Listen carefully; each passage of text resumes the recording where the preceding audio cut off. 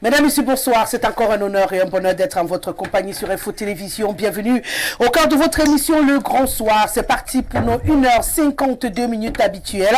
Nous aurons encore l'occasion de parler des problèmes qui nous concernent et qui vous concernent, vous qui nous recevez via le petit écran. Et pour cette autre livraison, quatrième du genre, on va parler encore de présidentielle 2025, mais cette fois au Sénégal. On le sait, le président sénégalais Macky Sall doit parler au peuple ce soir, à la suite bien entendu de cette décision du Conseil constitutionnel qui a décidé de maintenir les élections présidentielles pour le 25 février.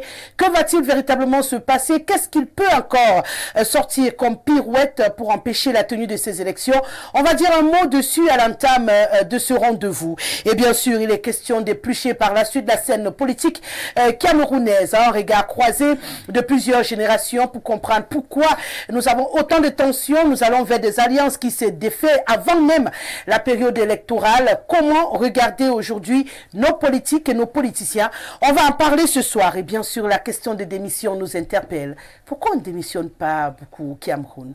Pourquoi c'est si rare de voir des personnes qui démissionnent? Pourquoi cette notion semble inquiéter et même faire peur à beaucoup de personnes? On se le demande et ensemble, on va se poser la question ce soir sur Le Grand Soir. Une fois que je l'ai dit, je vous invite à respirer un tout petit peu avec cette transition et on revient pour accueillir le panel. Le code d'accès, vous l'avez, mais je prends toujours beaucoup de bonheur à le réitérer. Le 699 1350 75 par SMS ou par WhatsApp. Vous pouvez vous connecter à nous et bien sûr apporter votre avis, votre regard, votre opinion à tout ce qui sera dit sur ce plateau. Et nous on rendra solennel du mieux que nous pourrons tout ce que vous allez dire. Je le réitère également, notre plateforme Facebook restez disponible pour les amoureux des tabloïds.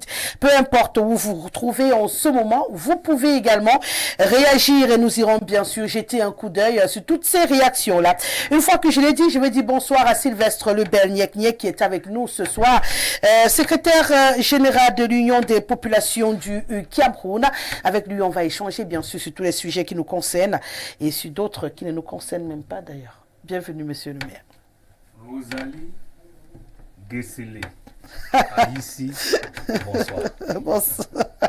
Bonsoir, mais ce que me vaut l'appellation aussi majestueuse de monde. Voilà. J'ai décidé de vous appeler comme ça cet après-midi, tout simplement. Ah d'accord, ça ne cache rien. Rien du tout. J'accepte. À moins que vous ne me disiez que là, je dois vous appeler autrement. Non. J'accepte, tous ces noms sont les miens d'une certaine manière, même s'il y a d'autres qui sont empruntés et que vous m'appelez à porter ce soir, il n'y a pas de souci. Non, vous portez ce nom que je vous en appelle à le faire ou pas. Bah, je m'appelle Rosalie. Maintenant, vous êtes libre de vous faire appeler comme ça, mais moi, je prends la liberté de vous appeler. De vous m'appeler ainsi. Voilà. D'accord, je ne vais pas en faire un jusqu'à ce que je sois cité en justice pour que la loi me soit opposée. Bon, je ne vais pas provoquer les bassins. Mon nom a grandi, on disait que les bassins aiment les problèmes. Ah bon? Ils marchent avec les timbres. Heureusement, on n'en a plus besoin aujourd'hui. Tu m'invites à la justice, moi j'aime pas la justice. Je préfère rester sur ce plateau. Merci d'être là ce soir. Allez, on va également dire bonsoir à Patrick Biébé qui est avec nous, responsable la comme si vous préférez du parti Jouvence. Il nous accompagne également pour cette autre livraison. Bienvenue. Bonsoir Rosalie, bonsoir également au riche panel. Un bonsoir particulier à monsieur le maire que j'aime souvent écouter. Chaque fois que je peux, je prends souvent beaucoup de plaisir à l'écouter. Bonsoir également... Ça m'inquiète là. Qu'est-ce que j'aurais dû vous mettre là-bas côte à côte. Quand vous aimez déjà vous écouter là.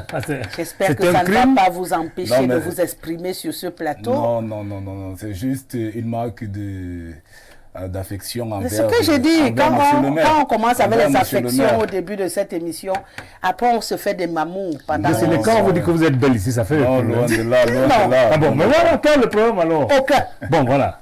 Allez-y. Alors, je voulais également dire bonsoir au peuple camerounais et à vos nombreux téléspectateurs qui, je sais, sont chaque jour un peu plus nombreux, tant sur le plan national que sur le plan international. Merci d'être là.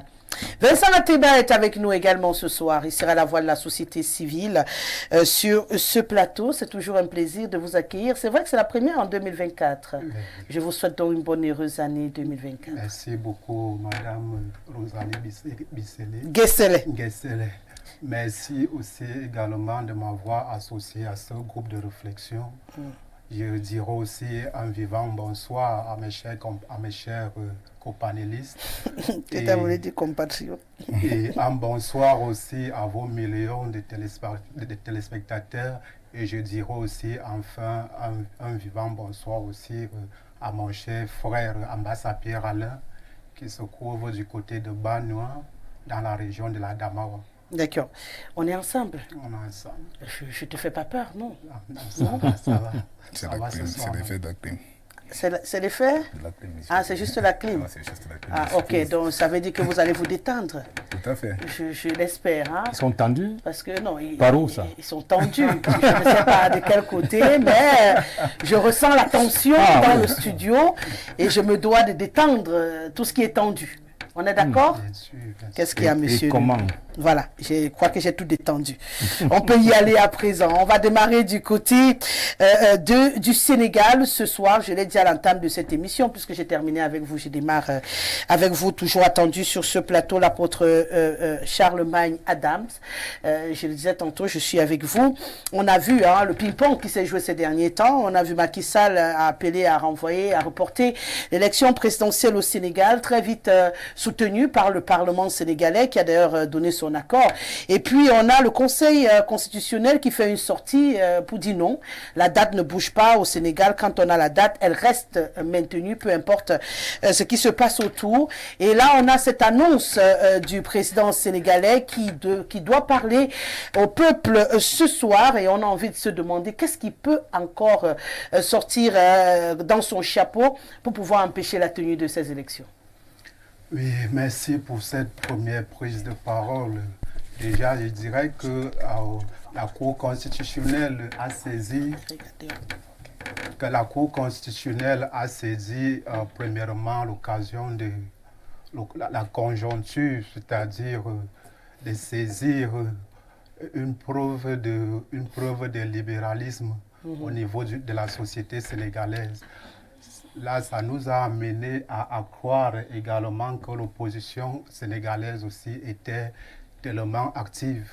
Parce que c'est à partir de cette opposition-là qui a été alertée au sein des autres opposants, au sein des autres opposants sénégalais, et que par la suite, avec preuve de démocratie qui règne au Sénégal depuis fort longtemps, depuis leurs années d'indépendance, la Cour suprême n'a pas vraiment tardé à saisir cette occasion. Donc, raison pour laquelle au jour d'aujourd'hui, nous tenons vraiment à applaudir et à féliciter cette cour constitutionnelle. D'avoir réagi ainsi. Donc pour vous, Macky Sall ne peut plus rien, le Sénégal est debout et rien ne se passera. Macky Sall, sur le plan politique, je dirais que Macky Sall se sentait déjà un peu coincé. Il se sentait déjà un peu dos au mur. Ah, il n'est plus dos au mur? Il se sentait dos au mur, raison pour laquelle il souhaitait renvoyer les élections à échéance lointaine, c'est-à-dire le 25 décembre prochain. Mais cette date n'a pas vraiment été, n'est-ce pas, cette décision n'a pas vraiment été accepté par la Cour constitutionnelle. Mais cependant, j'aimerais aussi évoquer le cadre d'une hypothèse en dehors de tout ceci, c'est-à-dire bien avant les différentes prorogations présidées par Macky Sall, celui-ci devait d'abord prendre en compte ce qu'il appellerait juridiquement le principe de la non-rétroactivité. Mais malheureusement... Non, vous n'allez pas nous ramener dans ce qui a entamé toute cette bataille. Hein? Autant lorsqu'on disait est-ce qu'il peut, il ne peut pas avoir son troisième mandat, toute la polémique qu'il y a eu autour. Ce que vous voulez maintenant soulever? Je vous comprends, mais cependant, il faut n'est-ce pas, comprendre que Macky Sall peuvent actuellement s'accrocher sur son ancien ministre, par exemple, qui est actuellement député, un valeureux député au sein de son parti. Ils peuvent, n'est-ce pas, créer un certain nombre de coalitions ou bien ils peuvent, n'est-ce pas, investir pour ce député-là. Bon, il est Donc, déjà investi de toutes les façons pour représenter le parti à la prochaine élection. Donc de ce côté-là, ça ne fait plus débat. Monsieur Biébé, à votre avis, que peut encore Macky Sall? Bien, c'est vrai que Macky Sall peut encore avoir une certaine liberté, une certaine manœuvre concernant la décision de la Cour constitutionnelle. Du Conseil constitutionnel. C'est chez vous qu'on parle de Cour du Conseil Même constitutionnel. ici, c'est le Conseil. Ok. Du Conseil constitutionnel. Alors, qu'est-ce qu'il peut bien faire, Macky Sall? Eh bien, le Conseil constitutionnel sénégalais n'a pas été assez loin, je dirais, n'a pas été assez loin. Parce qu'ils lui ont donné une sorte de date, mais ils n'ont pas mis une date butoir. C'est-à-dire qu'avant le 2 avril, les élections devraient être organisées. On lui a plutôt dit, dans des échéances brèves, vous devrez organiser les élections. Ça veut dire quoi? Cela veut dire simplement que Macky Sall, et d'ailleurs, je pense que la présidence sénégalaise a sorti un communiqué pour dire que oui, elle était d'accord avec la décision du Conseil constitutionnel. Mais cependant, Macky Sall, donc, qu'est-ce qu'il peut bien faire? Il peut décider que, bon, ok, mais vous avez demandé que je fasse les élections dans les brefs délais. Donnez-moi un peu de temps. La date du 2 avril étant déjà très rapprochée, donnez-moi un peu de temps afin que je me prépare et qu'on organise les élections. Mais toujours est-il que le Sénégal va se retrouver dans une sorte de vide juridique. Il y aura un vide juridique parce que la constitution du Sénégal étant un peu comme la nôtre, il n'y a nulle part où cela a été prévu. Il n'a pas été prévu que le chef de l'État, après la fin de son mandat, prendrait encore un peu de temps pour organiser les élections. Les élections devraient s'organiser bien avant. Et une fois que, en dehors de ça, si Macky Sall veut justement faire cette petite pirouette-là, il peut invoquer le cas de la vacance présidentielle. Et dans ce cas, on lui donne, je pense, 140 jours, 140 jours pour organiser les élections. En dehors de ça, il est tenu constitutionnellement d'organiser les élections. Donc voilà à peu près. Monsieur le maire, oui. À votre avis, il peut encore quelque chose ou on aura simplement les élections au Sénégal à la date prévue? La première chose à dire, c'est que le Conseil constitutionnel sénégalais, comme celui du Cameroun, n'a pas pour vocation de fixer la date des élections. Mais le Conseil juge de la constitutionnalité des lois et règlements. Et dans le cas précis, le décret de Macky Sall prorogeant la date des élections avait pour objectif ou pour conséquence tout au moins d'allonger son mandat. Et c'est ce que le Conseil n'a pas accepté de façon républicaine. C'est-à-dire toutes les lois, tous les décrets convoquant le corps électoral qui ont pour conséquence de proroger la fin de mandat d'un président de la République sont anticonstitutionnels. Et ça a été le cas. Maintenant, dans ces conditions, ce qui reste à Macky Sall de faire, il sait pertinemment que les élections ne peuvent pas se tenir après la fin de son mandat. Son mandat finit le 2 avril. Il n'est pas possible de faire les élections après, de façon constitutionnelle. La deuxième chose, c'est que tout ce qu'il peut faire, c'est prendre acte. Il voulait profiter de ce qu'il appelait le dialogue national, qui est en réalité un vide juridique qui créerait, mais ça ne marche pas. Je pense qu'il a compris que le Conseil sénégalais est plus sérieux qu'on ne l'imaginait. Je ne sais pas si c'est parce que Macky Sall ne sera plus candidat que ce conseil a pris ses libertés, mais je pense que c'est un conseil qui a véritablement fait son travail. Non seulement il ne fixe pas des élections, il demande, c'est d'abord une recommandation. Hein. La recommandation veut qu'on tienne des élections à une date compréhensible, mais avec la date butoir du 2 avril. Parce que le mandat de Macky Sall finit le 2 avril.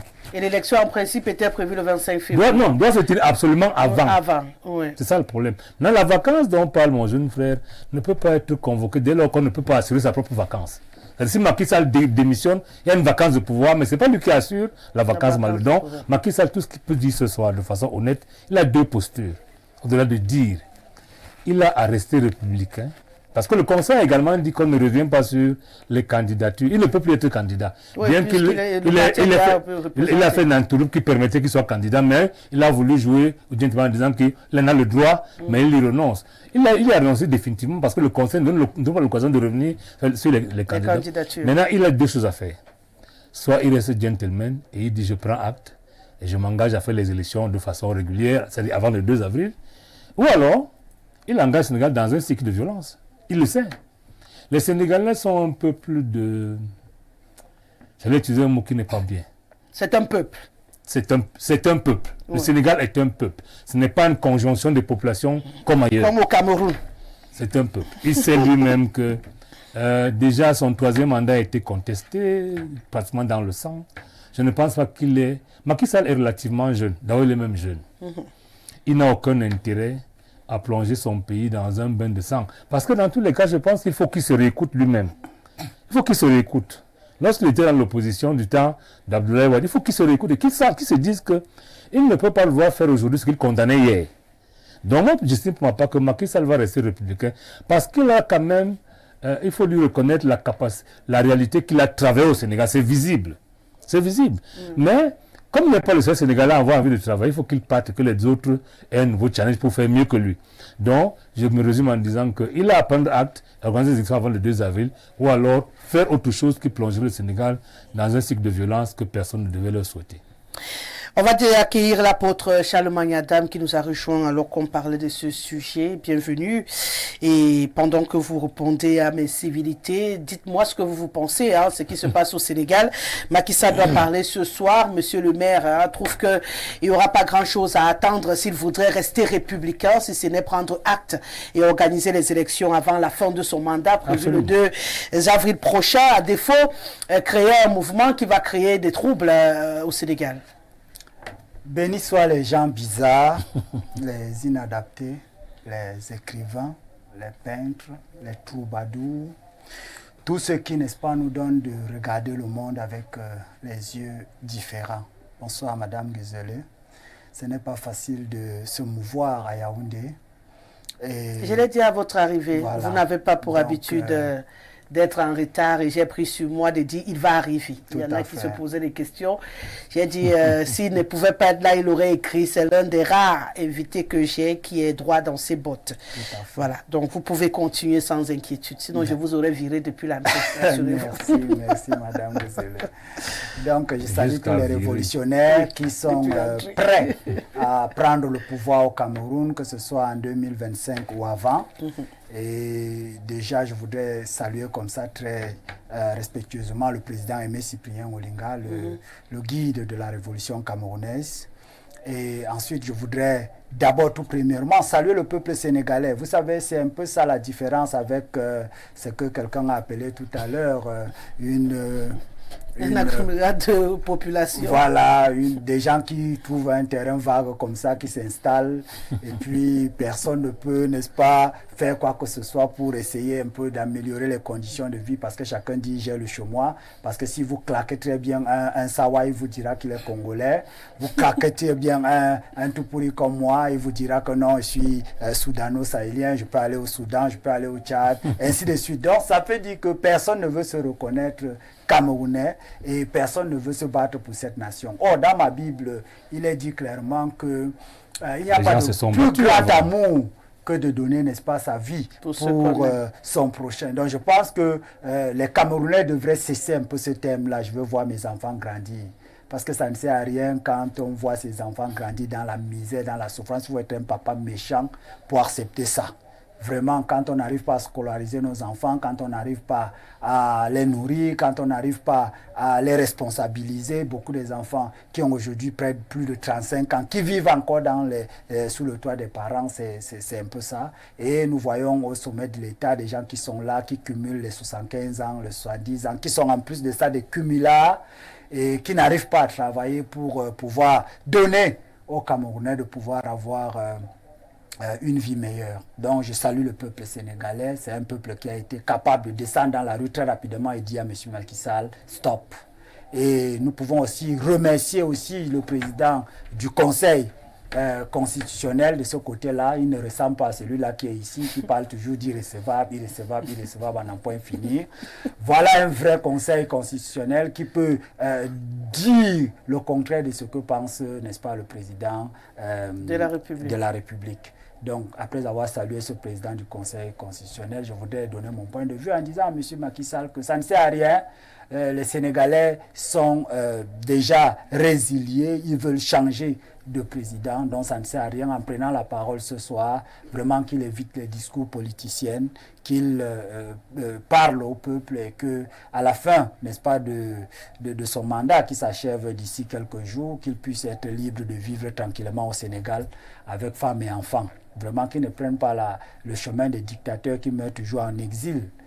Nous savons que ceux qui se cramponnent aux affaires dans certaines républiques bananières, c'est parce qu'ils ont peur de l'après-pouvoir. C'est justement pour ça qu'ils veulent rester aux affaires à vitam aeternam. Donc ce soir, qu'ils soient assez conscients de ce que les Sénégalais ne laisseront pas qu'ils fassent encore un mandat de plus, ni même quelques jours de plus, au-delà de ce que prévoit la Constitution. Donc vraiment qu'ils parlent en faveur du peuple. D'accord. On va écouter attentivement sa sortie ce soir à 19h. On espère qu'il parlera au peuple, comme vous le dites, et qu'il acceptera de tourner la page, de rester sénégalais, mais en regardant un autre président à la tête de ce valeureux pays, frère. Surtout d'être libre de se balader après dans les rues de Dakar. C'est tout le bonheur qu'il a construite, voilà. faut dire. Parce qu'il a bien travaillé. Il a conçu, contrairement aux gens qui ont fait plus de 40 ans aux affaires, qui ont légué quoi, la misère, la souffrance à n'en point fini. Lui au moins il a travaillé, ils ont des autoroutes là-bas, ils n'ont pas de problème. Donc il ne faudrait pas qu'il salisse. Il ne faut pas qu'il le finisse très mal, que ses enfants vivent au Sénégal et tout ça, vraiment c'est tout ce qu'on peut lui souhaiter. D'accord. Ouais, monsieur le maire, avec autant de patronymes pour Rosalie. Très percutant dimanche dernier. Toi aussi, on va t'écouter dans tes affectations, dans des affections pour monsieur le maire. Ateba qui se perd dans le beau patronyme Guessere, peut-être tendu de par sa beauté. Macky Sall qui hier gémissait, criait, pleurait pour une alternance démocratique, avait oublié que le pouvoir, quel que soit le temps, est sucré. Il aurait dû venir dans le continent auprès du vieux, s'initier dans des théories, ne dû pas au pouvoir qui veut, mais qui peut. Malheureusement, le peuple et les institutions sénégalaises ne sont pas à notre image, où le peuple du continent est incapable d'être cette foule à faire foule. Sans oublier l'institution Conseil constitutionnel, un sous-ensemble de la mission étatique du Grand R. Au Sénégal, le peuple et la Cour sont dans une action de gouvernance démocratique. Macky Sall aujourd'hui est entre le marteau et l'enclume. Le mieux serait de partir la tête haute. Charlemagne, sois béni par la grâce divine. J'attends voir l'alternance au sein du FDR. Ils n'ont même pas encore eu le temps de respirer. Tu veux y aller à l'alternance. Tu veux que mon ami aimé Cyprien Olinga. Comment ça, mais l'alternance? Il n'a même pas encore révolutionné. Il n'a même pas encore révolutionné quelque chose que vous voulez à l'alternance. Non. Bonsoir la Rose. Vraiment, Rose, ce soir, ta beauté me tue. Macky Sall ne peut rien. Le peuple sénégalais doit simplement sortir par la grande porte en libérant son co et compagnie. C'est tout ce qu'il doit faire. Bamba depuis Marois. Autre réaction qui ne dérange pas les gens, qu'ils parlent au peuple tranquillement et qu'ils partent. Bonsoir le panel, voici un vrai peuple et non une population comme la nôtre. Voilà, première vraie institution forte et non des hommes forts dans une institution faible comme la nôtre. Le Sénégal est debout comme tous les pays d'Afrique de l'Ouest. Chez nous, ce régime va durer encore jusqu'à 2000 ans.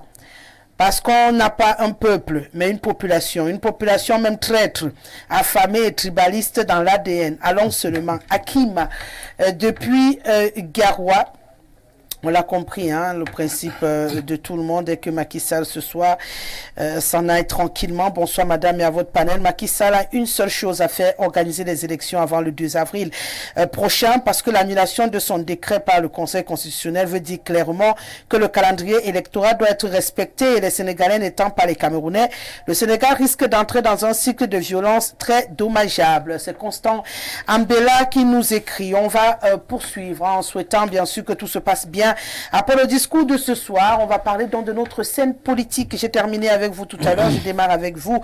Le regard que vous jetez sur la scène politique camerounaise aujourd'hui entre en face un mastodonte RDPC, on ne va pas le nier, accusé de tous les maux et de tous les stratagèmes. Et en face une opposition qui n'arrive pas à regarder, pour certains qui ont pourtant le même idéal en fond sonore dans la même direction, des alliances qui se font et se défont avant même les échéances électorales. Quel regard jetez-vous sur notre scène politique au Cameroun en ce moment? Madame Ghezele, je commencerai par donner, n'est-ce pas, des conseils à ceux qui nous regardent, qui sont au Cameroun. Quand vous allez rencontrer un médecin, faites le maximum d'efforts pour dire exactement ce que vous avez. Utilisez tous les termes possibles pour être assez clair. On ne dit pas souvent clairement aux médecins de quoi on souffre. Parfois, il y a des gens qui s'amusent un peu avec leur santé. Je voudrais venir, je voudrais dire que quand vous n'expliquez pas clairement ce que vous avez au médecin, vous allez vous retrouver avec un mauvais diagnostic. Ensuite, vous aurez un mauvais traitement. Et puis, vous allez vous retrouver au cimetière. Mais si vous donnez, si vous dites au médecin ce que vous avez exactement, vous avez 95% ou alors 99% même de chances d'avoir un bon diagnostic, un bon traitement et de vous rétablir.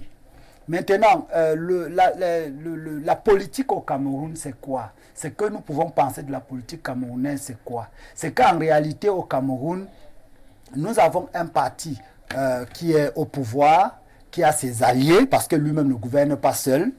Nous avons maintenant en face ceux qu'on appelle les opposants.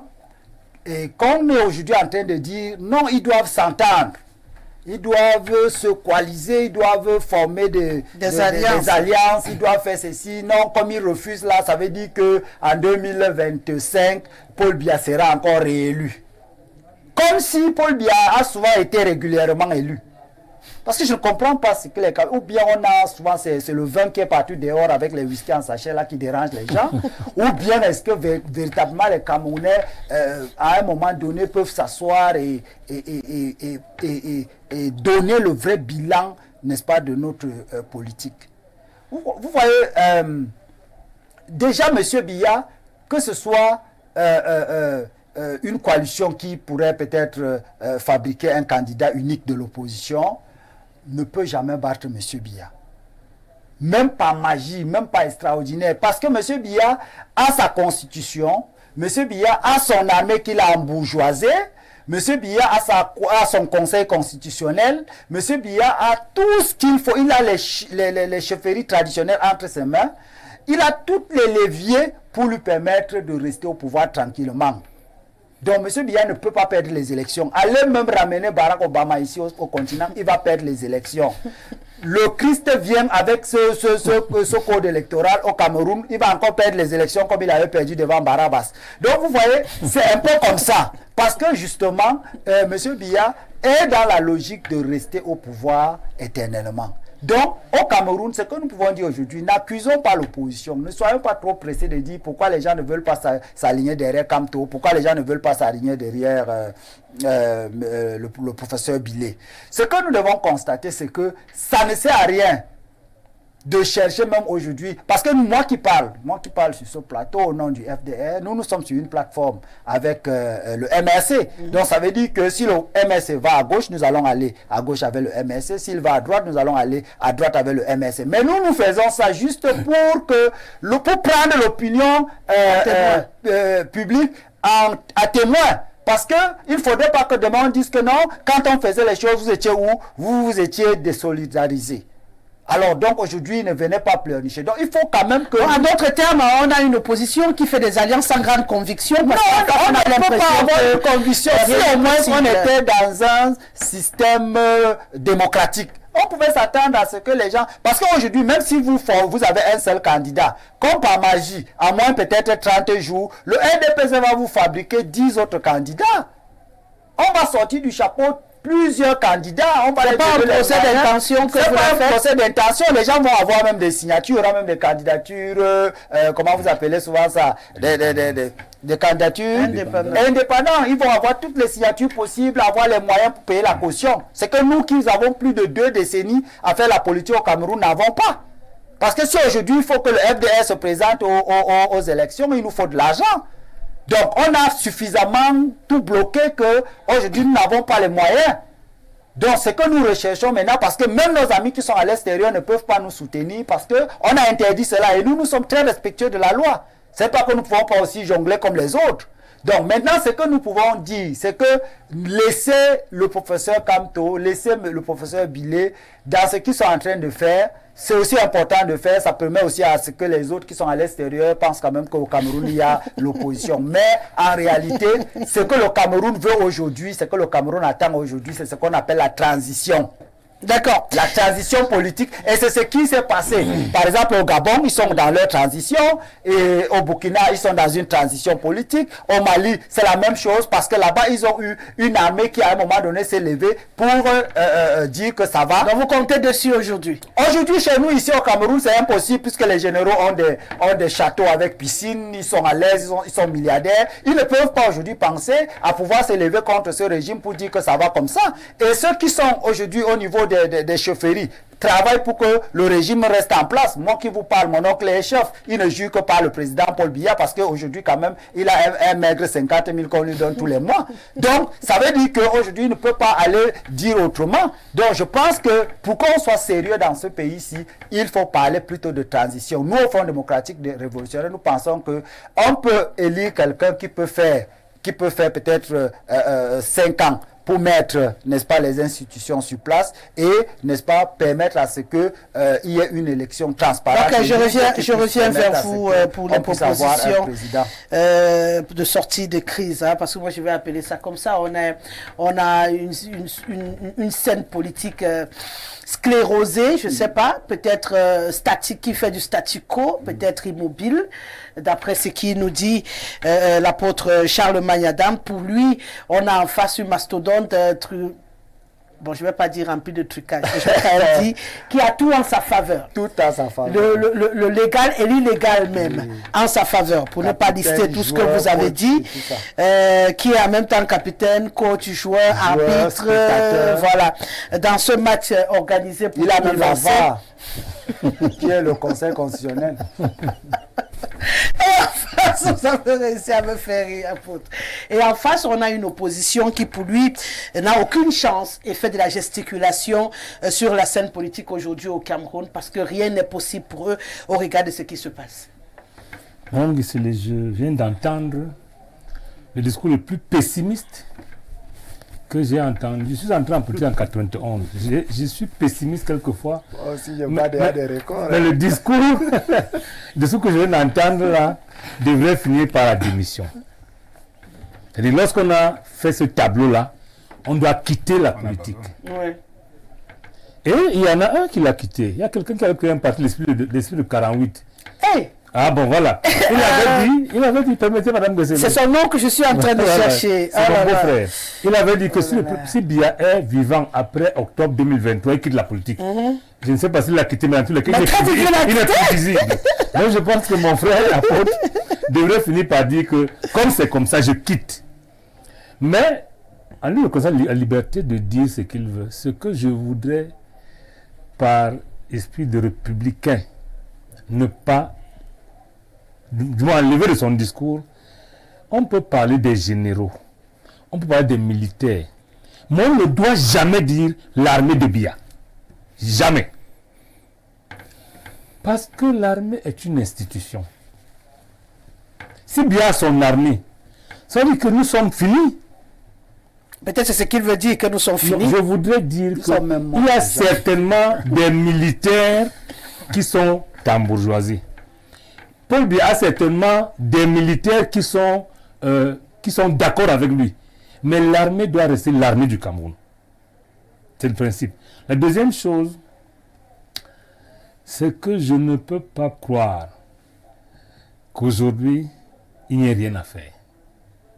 Le problème du Cameroun, c'est on est parti du parti unique. Et on a l'impression qu'on va avoir le parti unique au pouvoir et on fait le parti unique d'opposition. Ça n'existe pas. Il ne suffit pas d'être hors du RDPC pour être de l'opposition. Le RDPC a ses dissidents. Pour le comprendre, il faut rentrer avant 90. Donnez-moi un nom d'un chef de parti qui n'était pas au RDPC avant 90. Ils ne sont pas nombreux. Peut-être Olingani n'était pas... c'est ça le problème. Parce que le RDPC n'est pas simplement un parti politique.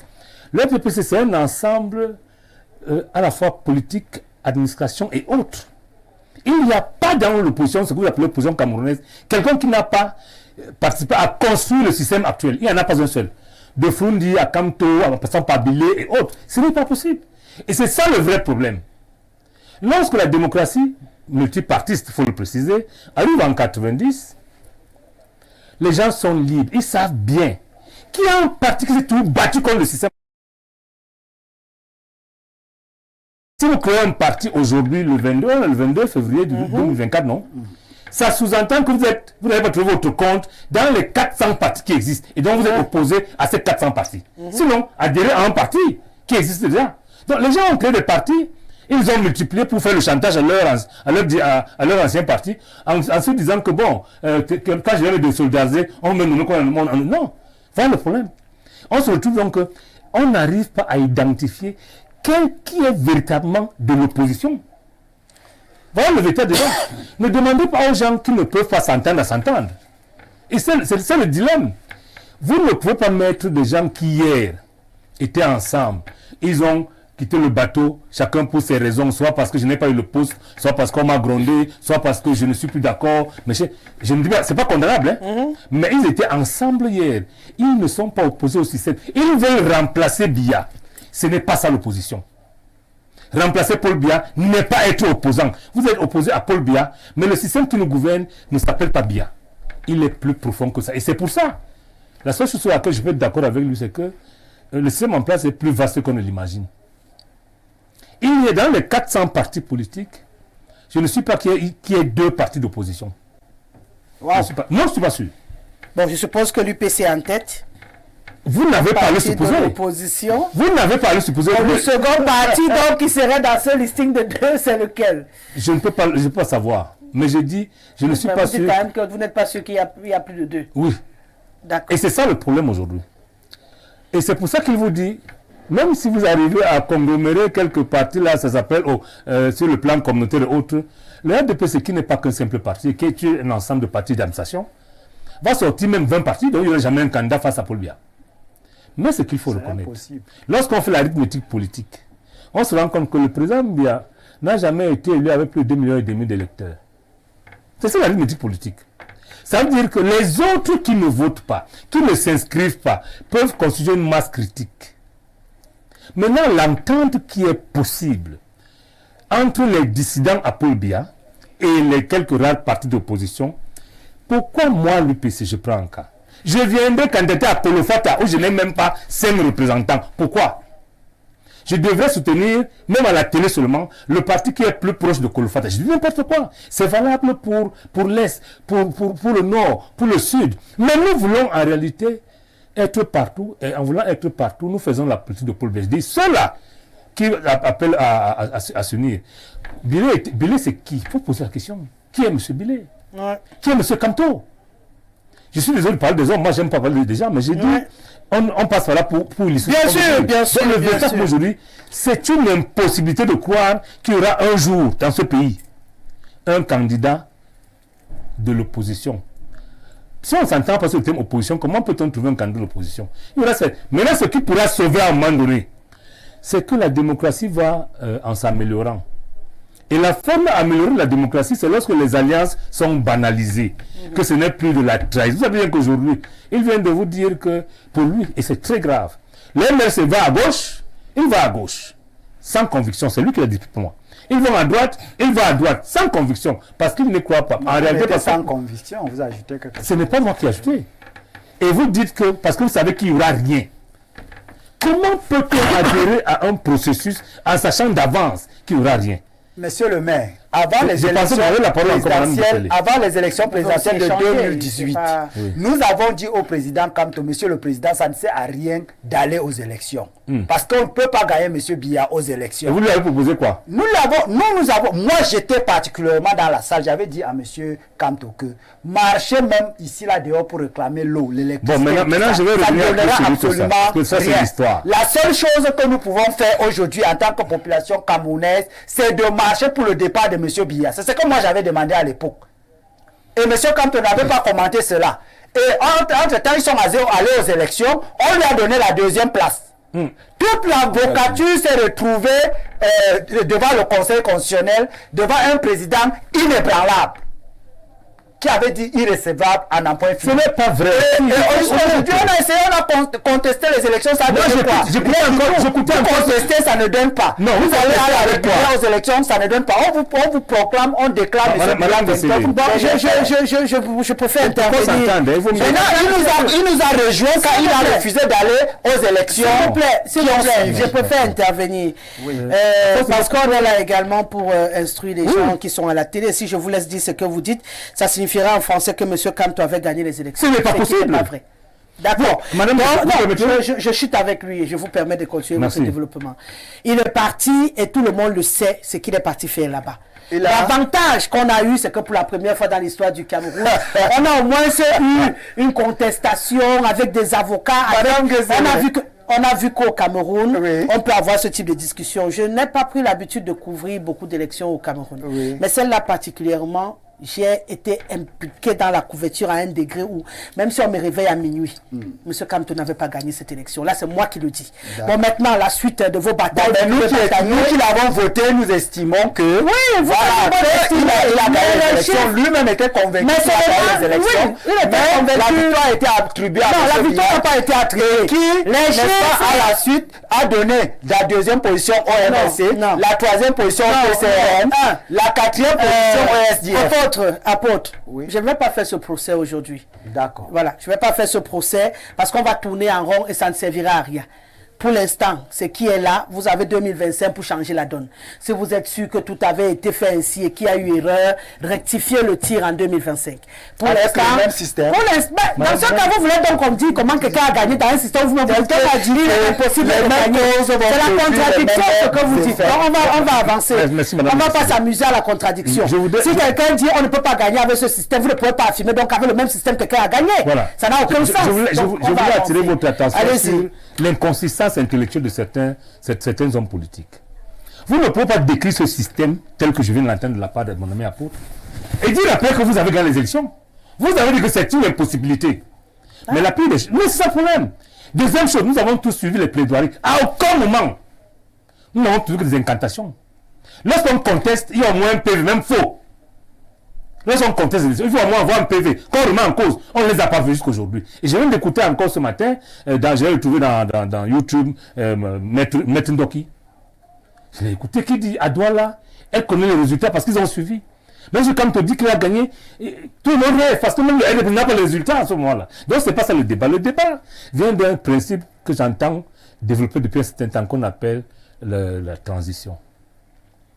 C'est ça? C'est la transition. c'est Oui, la transition. Et j'ai écouté l'apôtre dire qu'on va élire un homme pour la transition. Ce n'est pas faisable. Il ne faut pas rêver. Vous allez faire les élections. Vous préférez que les militaires prennent comme d'abord. Mais moi, je vous écoute. C'est gênant, ça. La transition ne peut pas être électorale. On ne peut pas élire un président sur la banque constitutionnelle, donc un mandat, et dire que c'est la transition. Ce n'est pas possible. La transition est un accident. Ou alors quelque chose qu'on organise, Très bien. comme on va aux élections. C'est ce qui va se passer. Moi, j'ai dit quelque chose. La transition ne peut être dans le contexte actuel qu'un accident. Et je pense que nous avons les moyens institutionnels de faire mieux. Il faut le dire clairement. Parce que appeler à la transition veut dire que soit le président de la République lui-même, je ne sais pas comment il va faire. Il va faire un gouvernement d'union nationale qui n'appartient à personne, qui n'est responsable de rien, et mettre tout le monde dans en disant que bon, on prépare un système électoral, on va faire. Mais ça ne peut être que dans son propre mandat. Il ne peut pas le faire de son mandat. Lorsqu'on va élire un président de la République, il va assumer son mandat. Il n'y aura donc pas de... La transition ne peut être qu'un accident. C'est-à-dire aujourd'hui, si les cas de transition possibles, c'est-à-dire c'est la vacance. La vacance, c'est une transition. C'est-à-dire que si le président Biya, l'actuel président, meurt, il y a cette même vacance qu'on peut appeler transition. Ouais. Elle est institutionnelle. C'est possible. C'est possible. Mais je ne vois pas une autre transition électorale, je ne la vois pas. Il faut parler d'alternance au sommet de l'État, qui n'est pas seulement le changement. Les gens veulent l'alternance au sommet de l'État, de remplacer Biya pour faire peut-être mieux ou pire que lui. Hein? Mais ce n'est pas ça le débat. Le débat aujourd'hui, c'est que nous ne pouvons pas dire tous les jours que nous avons un conglomérat de populations qui n'ont pas encore pu être un peuple. Et estimer que le peuple va se lever. Il faut être honnête, il faut faire le véritable état des lieux. Madame, à la date d'aujourd'hui, les intérêts sont tellement clivants au Cameroun qu'il est très difficile, même dans l'armée que les gens convoquent, ce qui n'est d'ailleurs pas normal. C'est tellement clivant parce que l'armée n'est pas casernée chez nous. L'armée vit avec nous. Ils ont le même problème que nous. Lorsqu'on va au marché, c'est le même problème. L'armée a le même problème que nous. Donc ne comptez pas, l'armée doit rester républicaine. C'est à nous les politiques de nous battre pour proposer quelque chose d'alternatif qui soit meilleur et inciter les Camerounais qui ne s'inscrivent pas à aller le faire. Parce que je suis sûr d'une chose. Vous ne pouvez pas être contre un peuple qui est debout. Et moi, debout, ce n'est pas dans la rue. Debout, c'est dans les urnes. Ça veut dire que nous avons à peu près 12 à 15 millions de potentiel électoral. Madame Guessé, vous n'imaginez pas que les gens se mettent véritablement à voter dans votre village. Si la majorité vote quelqu'un d'autre, il est impossible de changer ça. C'est parce que le rapport de force au départ est connu. Et avouez même, les gens disent qu'on n'y peut rien. Mais vos élections. Comment pouvez-vous tenir ce discours et après dire que Biya n'a pas gagné? Donc, il faut revenir, je finis par là, il faut revenir aux fondamentaux de la politique. D'accord. Lorsqu'on entre en politique, c'est pour arriver au pouvoir, en passant par d'autres pouvoirs intermédiaires. Maintenant, il faut d'abord commencer par construire une force alternative qui puisse changer les choses là où ça se change. Vous ne pouvez pas boycotter les élections tout le temps. Boycotter particulièrement les élections législatives, estimer qu'on va changer le système électoral à votre place. Madame Guessé, avec ce que nous faisons les autres faire, si le MRC, si le FDR, si l'UPC, si les autres, si on avait le pouvoir, on est tellement en transition, mais je ne nous vois pas en train de faire quelque chose qui puisse permettre qu'on nous enlève. Donc aujourd'hui, il faut utiliser la force électorale pour faire bouger les choses. Et la deuxième chose, c'est que si le Parlement, à un moment donné, arrive, c'est vrai qu'on est dans un système présidentiel, mais si le Parlement arrive à balancer d'un côté, on aura des projets de loi qui vont passer, des propositions de loi qui vont passer, et qui vont certainement faire bouger les choses. Donc pour vous, aujourd'hui, il ne faudrait pas seulement focaliser sur la présidence, absolument, mais c'est le temps de la présidentielle. Absolument, il faut commencer par les municipales, les législatives. Si nous intégrons ces cercles de pouvoir, parce que moi j'ai dit toujours à l'UPC, on va vers les pouvoirs en vue du pouvoir. Si l'opposition a pris ça comme ça, non. Si l'alternative au RDPC, les oppositions avaient 200 mairies, si on avait simplement 95 ou 100 députés, les choses changeraient. Mais les gens qui veulent remplacer Paul Biya pour faire la même chose que lui se cantonnent sur la présidentielle seulement et négligent les autres véritables pouvoirs. Parce que dans les autres pouvoirs, on sert effectivement les populations. Madame Guessé, je vous parle en tant que maire. Lorsque vous êtes maire, face à la misère des populations, on ne peut pas être d'accord sur la décentralisation et chercher et faire de la présidence de la République quelque chose de fondamental. Non. Moi, j'ai dit aujourd'hui, moi, je me bats pour que mon parti ait le maximum de mairie. Mention de député, mention de sénateur. La présidence de la République va rester pas une coquille vide, mais un centre de décision stratégique. Le niveau opérationnel va descendre certainement au niveau communal, au niveau régional. C'est ça le vrai pouvoir. Mais voilà les gens qui vous disent qu'on ne va pas au municipal, on va pas aux législatives, on attend le présidentiel. Ça ne marchera jamais. En réalité, c'est font la politique de Paul Biya. Je suis même menacé de dire. Est-ce qu'ils ne s'entendent pas?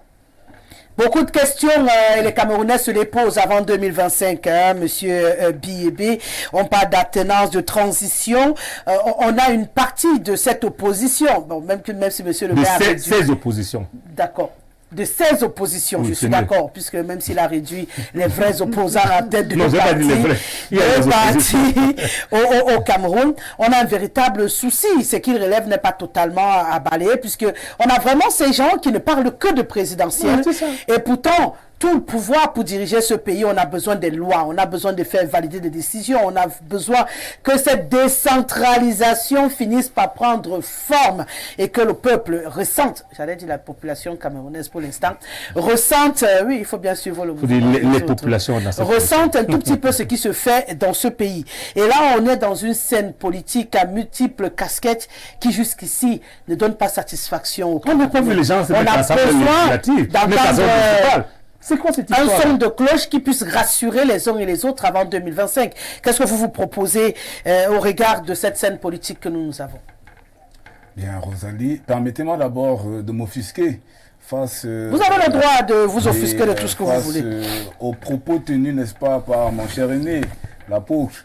Parce que quand on fait, un peu comme monsieur le maire disait, quand on fait un constat aussi défaitiste, la suite logique, c'est de démissionner de la politique. Je ne sais pas quel message vous renvoyez à vos militants ou alors à vos sympathisants. Je ne sais pas quel est le message que vous renvoyez à ces personnes-là qui, ma foi, croient, n'est-ce pas, en vous, croient en votre projet.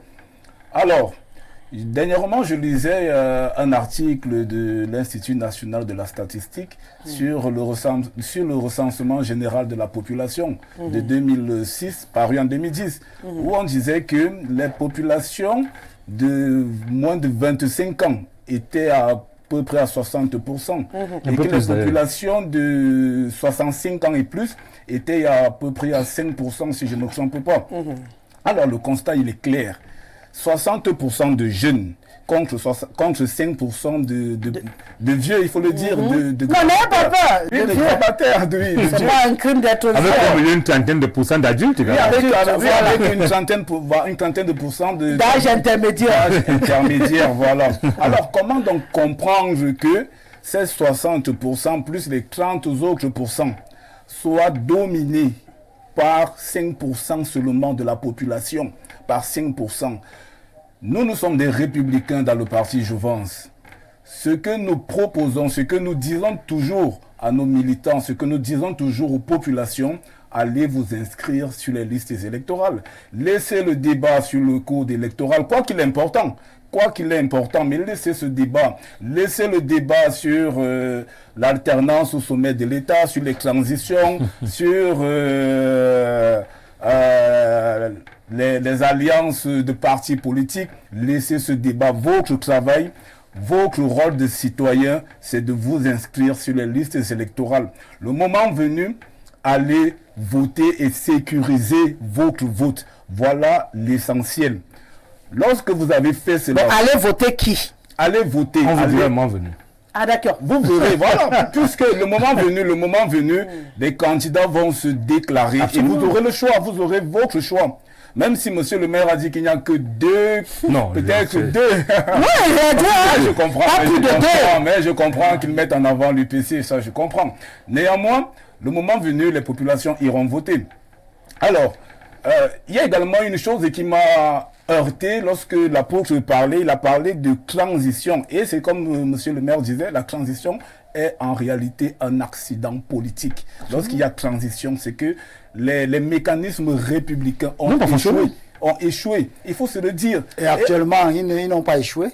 Il me semble que tout fonctionne. Il me semble pour l'instant que tout fonctionne. Vous avez l'impression? Il me semble que les mécanismes républicains, je parle des mécanismes, je ne parle pas de la gouvernance et consorts, je parle des mécanismes républicains fonctionnent, n'est-ce pas, jusqu'à preuve du concret.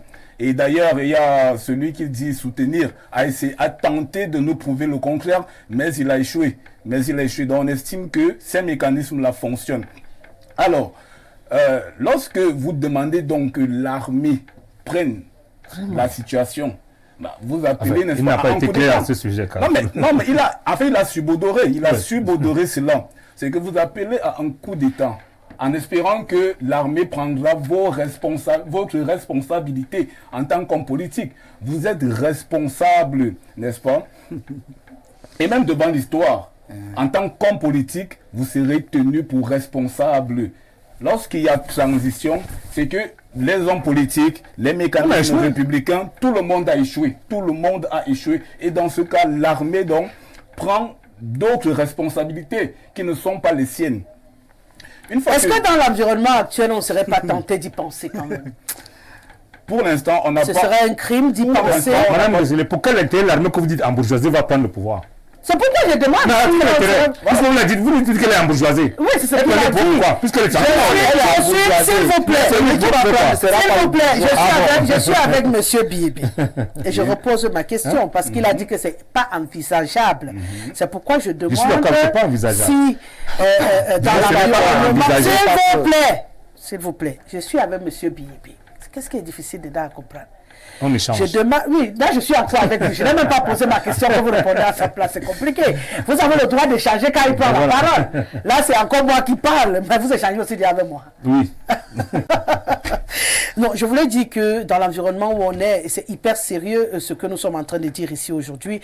Beaucoup de Camerounais auront des décisions à prendre très très bientôt. Et on a besoin d'être clair dans nos têtes. Quand vous dites que c'est pas envie, c'est-à-dire on ne doit même pas y penser, ça veut dire que l'expression transition au Cameroun, c'est quelque chose qui ne doit même pas être imaginé. On n'imagine pas les accidents. Je suis ici. Merci. Madame Guessili, l'expression transition, Oui. je vous l'ai dit, est un accident.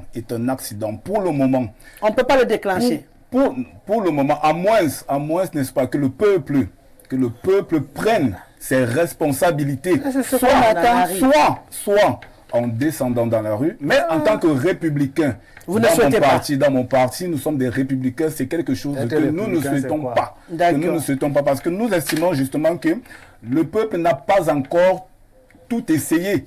Ils ont d'abord essayé quoi? Mais justement, qu'ils essaient d'abord de voter, parce que tenez-vous, lorsque je cause parfois souvent avec d'autres jeunes comme moi, ou même certaines personnes un peu plus âgées, la réponse qu'on me donne souvent, c'est que aller voter ne sert à rien. Aller voter ne sert à rien, n'est-ce pas? Aller voter ne sert à rien. Pourtant, allez simplement vous inscrire, c'est quelque chose qui prend 2 minutes. Et puis aller voter, passer une journée. Ça prend 2 heures, on reste au bas 6 heures de temps. Non, au moins. Au bas, on nous reçoit sans nous poser des questions. On ne pose pas de questions au bas. Tu payes ton argent, tu bois. Pour aller s'enregistrer là. Parfois même la carte, tu n'as pas. Mais tu donc il faut m'avoir les paramètres pour aller t'enregistrer. Non, mais je parlerai quand même la carte, tu n'as pas. Voilà. Et donc je parlerai même de ces cartes. Même s'il faut même passer justement toute une journée, n'est-ce pas? Pour le changement que nous faisons. Une journée pour 7 ans.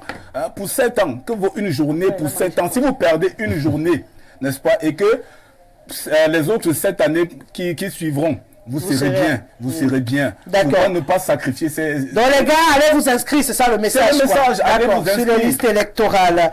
Donc vous voulez voter et contrôler, surveiller le vote. C'est ça. Je reviens pour aller me dire qu'on va voter. Apparaître avec les non, il ne peut pas. Moi j'ai été au vote.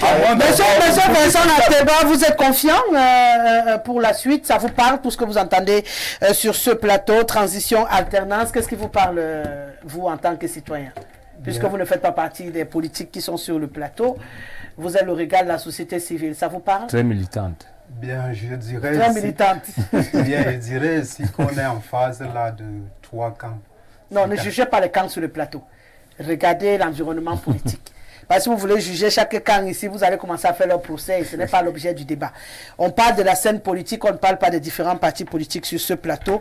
Et donc je préfère qu'on reste sur la scène politique. Ce que vous observez, ce que vous entendez, vous parle en tant que citoyen, vous donne envie d'aller vous inscrire. Quel est le message pour vous qui passe en ce moment? Pour moi, en ce moment, ce que j'observe, c'est d'abord au niveau de l'opposition camerounaise qui, de mon point de vue, me donne beaucoup de regrets. C'est-à-dire une opposition qu'on a tant vue présente et que par la suite, cette opposition parfois semble souvent être flexible et non transparente. Et ceci dit, l'opposition camerounaise qui ne doit pas toujours attendre les dernières instances, les dernières minutes. Si nous prenons par exemple le cas de 92, où on avait une opposition camerounaise, et là je vais rejoindre M. Monsieur Niek, qui disait tout à l'heure qu'on ne doit pas toujours attendre, ne doit pas toujours prétendre saisir la présidentielle. On doit tout au moins commencer dès les recherches à la base. C'est-à-dire les mairies, les députés, les députations et tout ça. Mais c'est la raison pour laquelle je prends le cadre des années 92 ici, avec l'opposition qui avait 92 députés par exemple à l'Assemblée nationale. Et on a vu, n'est-ce pas, l'influence et l'étoffe que cette opposition a dû... Après, ils ont vendu ça. Après. Donc, c'est en quelque sorte, ça fait que... On va en parler de démission pour que tu comprennes. Maintenant, pour ce qui est de l'apôtre, c'est que je dirais... Même toi, l'apôtre, t'as secoué. Je dirais d'emblée que l'apôtre, il faut, n'est-ce pas, comprendre aujourd'hui qu'on a une jeunesse captivante, c'est-à-dire qui sait déjà ce qu'il y a lieu de faire. Ah bon, vous croyez? C'est vrai que... Ils vont laisser les drogues, les partous et tout pour aller réfléchir, vous pensez que cette jeunesse-là, elle est captivante, elle comprend le truc? Entre autres choses, mais il faudrait comprendre qu'il y a une jeunesse assez consciente aussi. Ah, donc il n'est pas question d'ensombrer, n'est-ce pas, la majorité de cette jeunesse-là. Et aussi, c'est vrai que le parti en place a créé, n'est-ce pas, des parachutes dorés sur le long terme. Mais cela ne doit pas vraiment nous appeler à nous créer certaines barrières psychologiques, que le peuple n'y peut rien, qu'il n'y a aucune autre solution, entre autres. Or, pourtant, visiblement, il faudrait que le peuple insiste. Donc pour vous, ça peut encore passer par les élections? Ça peut encore passer. Il faudrait d'ailleurs, j'aimerais d'abord vous souligner que le parti majoritaire même qui est en place me semble être dos au mur, parce que cette partie-là, visiblement, devait déjà nous présenter antérieurement les crasses ou bien tout au moins les aspects visibles et prévisionnels de la succession, par exemple. Mais jusqu'ici... Vous parlez de succession dans un État démocratique? Non, le parti. Dans le parti. D'accord. Celui qui va succéder au président Biya, quoi. Mais jusqu'ici, visiblement parlant, on ne voit rien n'a été observé. Donc, c'est la raison pour laquelle, pour moi, j'inviterais vraiment à nouveau les partis d'opposition à créer, n'est-ce pas, des coalitions, à créer, n'est-ce pas, des accointances de telle enseigne que c'est vrai que... C'est vrai que, n'est-ce pas, à l'intérieur même, au sein même de nos partis d'opposition ici, n'est-ce pas, on s'imagine et on observe de façon légère que ces opposants-là ont, n'est-ce pas, une sorte d'esprit que je qualifierais de 48, de dol politique entre les uns et les autres. Parce que, voilà. Parce que le dol politique, pourquoi? Parce que il faudrait qu'il y ait vraiment des bons consensus au sein de notre opposition, de telle enseigne que si jamais ils parviennent vraiment à arriver au pouvoir, que leurs différentes obligations et leurs différentes clauses initiées dès l'entame puissent vraiment être, n'est-ce pas, donc vous croyez donc en ces alliances potentielles, en cette possibilité d'être ensemble pour affronter le parti au pouvoir? Parce que jusqu'ici, je vais vous raconter une petite anecdote. Pour sortir? Oui, c'est-à-dire, vous voyez, dans un village, on avait un roi qui avait un marigot. Et dans ce marigot, c'était un marigot qui servait de crampontin, d'escale dans pour toute sa population. Et vous voyez, ce marigot était muni de plusieurs crocodiles. Donc, le roi s'est donc posé la question que comment ferais-je pour que ma population puisse aller se ravitailler en traversant le dit marigot. Donc, sur ce dont le roi, qu'est-ce que le roi avait fait? Le roi avait plutôt convoqué l'ensemble des animaux de ce village. C'est là-bas dedans qu'on avait, les crocodiles sont donc venus. Donc ça fait que le reste de la population a donc eu l'occasion, n'est-ce pas, de traverser pendant que les animaux étaient en train de célébrer leur fête. Donc cet exemple va vraiment envers nos différents... Donc qu'il sortent des stratégies, quoi, pour contourner l'obstacle RDPC.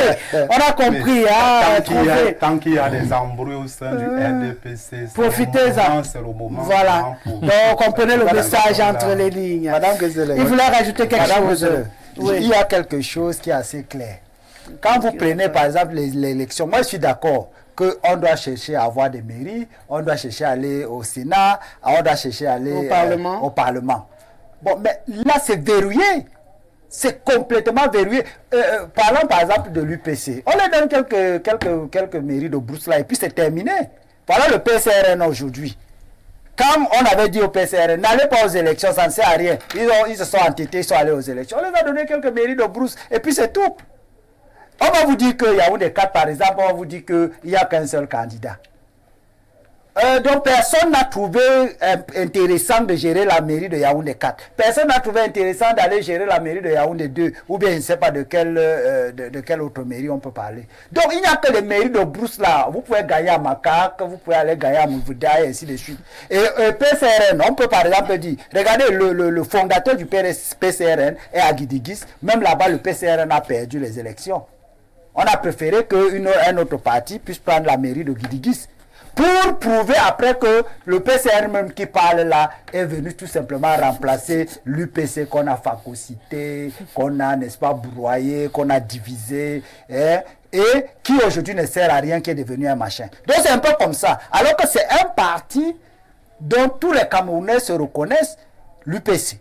Aujourd'hui, l'UPC ne représente rien. C'est la même chose. Et c'est pour cela que le président Kamto avait trouvé intéressant de ne pas aller aux élections. Aujourd'hui, tout le monde le blâme. Pourquoi il n'est pas allé aux élections? Parce qu'en réalité, c'est qu'en allant aux élections, on va chercher quelques meilleurs, on lui donne quand même ici, on lui donne là. Il aurait dû refuser aussi le partage. Non, parce que normalement, c'est là que je viens donc pour dire que ce qui est intéressant, donc, c'est la présidentielle. Okay. Parce que le reste là ne sert absolument à rien. Puisque le système n'est pas clair. Sinon, c'est à la présidentielle que c'est clair. Non, mais à la présidentielle, aujourd'hui, par exemple, je voudrais prendre l'exemple. Quand on parle de transition, les gens trouvent cela difficile. Il suffit qu'on se lève là, on n'a pas le courant, chacun commence à dire que bon, on n'a pas le courant, on descend dans la rue, et puis c'est déterminé. C'est ça, vous avez dit ça? La même affaire. L'armée en bourgeoisie va vous laisser, n'est-ce pas? Vous avez l'armée de bien, non? Non, attendez. C'est donc pour cela que je vous dis donc que si vous ne voulez pas arriver à une... C'est-à-dire si le peuple ne veut pas prendre ses responsabilités, puisque l'armée ne veut pas prendre ses responsabilités, elle est embourgeoisée, elle ne peut pas se comporter comme l'armée malienne, elle ne peut pas se comporter comme l'armée du Burkina Faso, ou bien comme l'armée du Gabon ici à côté. Voilà le président du Gabon de la transition qui est là, il n'a même pas encore 6 mois, il a réalisé ce que les gens ont fait 40 ans sans faire. Il n'a pas fait quoi au Gabon? Il n'a pas fait quoi au Gabon?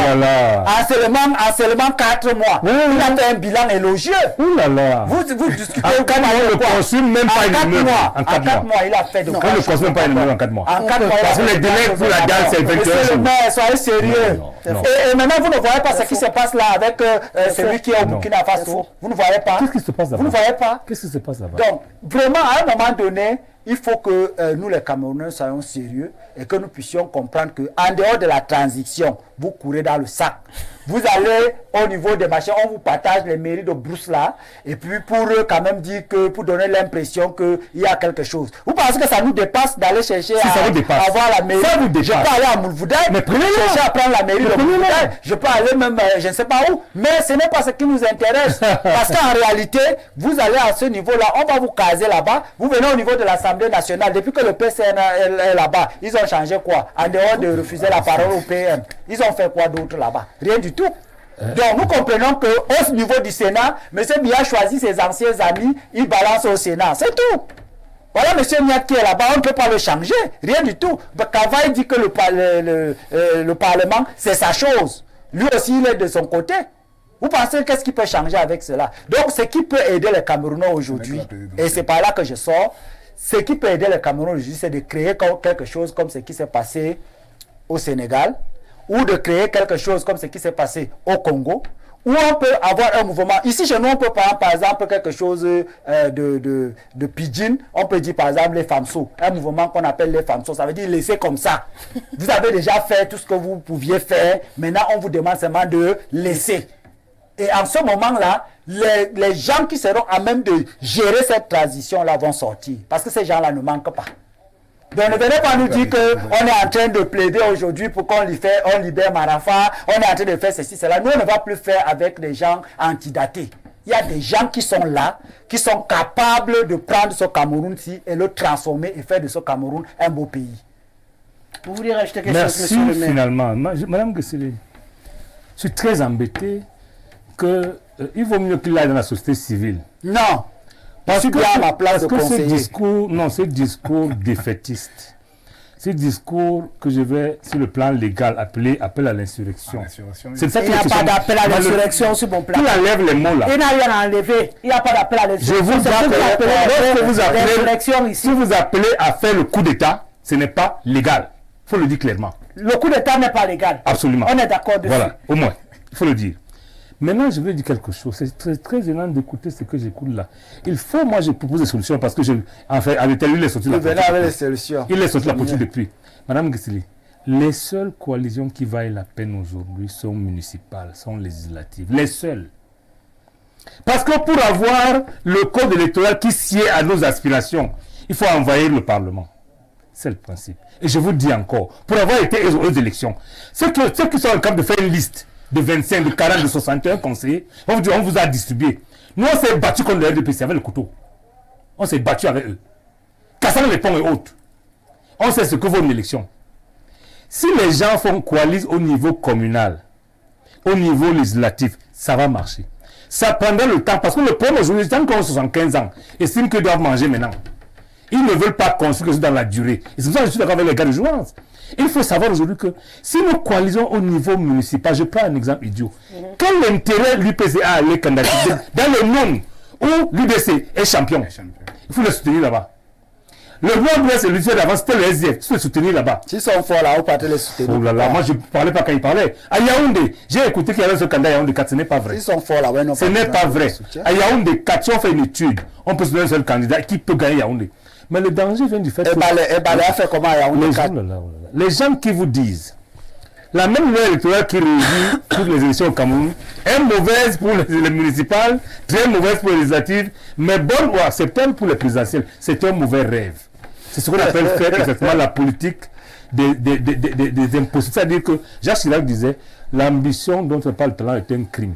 Le crime camerounais des partis qui pensent qu'ils vont gagner les élections présidentielles sans les municipales, c'est de rêver. Qu'est-ce qui porte une élection présidentielle? C'est la base électorale des municipales. C'est surtout ça. Madame, lorsque vous contrôlez les mairies, vous pouvez battre campagne dans votre mairie. Imaginez que l'UDC ait 20 mairies, que l'UPC en ait 60, que le FDR en ait 30. Démocratiser le pays, c'est tout ce qu'on demande. Vous ne demandez pas ça. Faisons ça. Je vais mettre à démocratiser le pays. Si nous contrôlons 300 mairies sur les 360, nous impactons le développement de notre pays. Nous impactons la vie des populations. Deuxième chose, si on envahit l'Assemblée nationale, nous allons changer les mauvaises lois qui empêchent à l'Assemblée nationale de se mettre en place. Parce que le réseau est bloqué, parce que les décrets bloquent l'application des lois. Vous ne pouvez pas le faire au niveau seulement présidentiel. C'est un mauvais rêve. Malheureusement, vous êtes entêtés. C'est-à-dire que, en fait, vous êtes des artisans de l'alternance au sommet de l'État, pas du changement. Et c'est ça la différence entre l'opposition camerounaise et les oppositions à Paul Biya. D'accord. Bonsoir au panel, l'émission soumise à notre sagacité. Ah, ça me rappelle quand il faisait encore les rédactions. Hein. L'école. Je sens que peut-être c'est encore un étudiant. Il a encore les phrases. Dont l'émission est soumise à votre sagacité. Est salutaire. Vous n'avez pas eu un enseignant qui s'appelait Mbok, parce qu'il aimait beaucoup cette expression. Nous dirons de manière péremptoire que Macky Sall ne peut plus rien. Il doit sortir en héros en organisant les élections et quitter les choses de manière digne, ce qui permettra sa tranquillité dans le pays et celle de ses enfants. Nous pensons qu'il a transformé le Sénégal au point de leur offrir une Coupe d'Afrique. Monsieur Paul Ondondon, voilà, qui nous écrit Ondon. Voilà, c'était le premier message qui est arrivé, donc c'était encore le dernier sujet. Bonsoir au panel, les élections ne peuvent plus être une solution pour battre le RDPC. Je suis d'accord qu'il faut tout simplement une transition au sommet de l'État. Tout est organisé d'avance pour que, coalition ou pas, le parti au pouvoir gagne. C'est Brice qui nous écrit.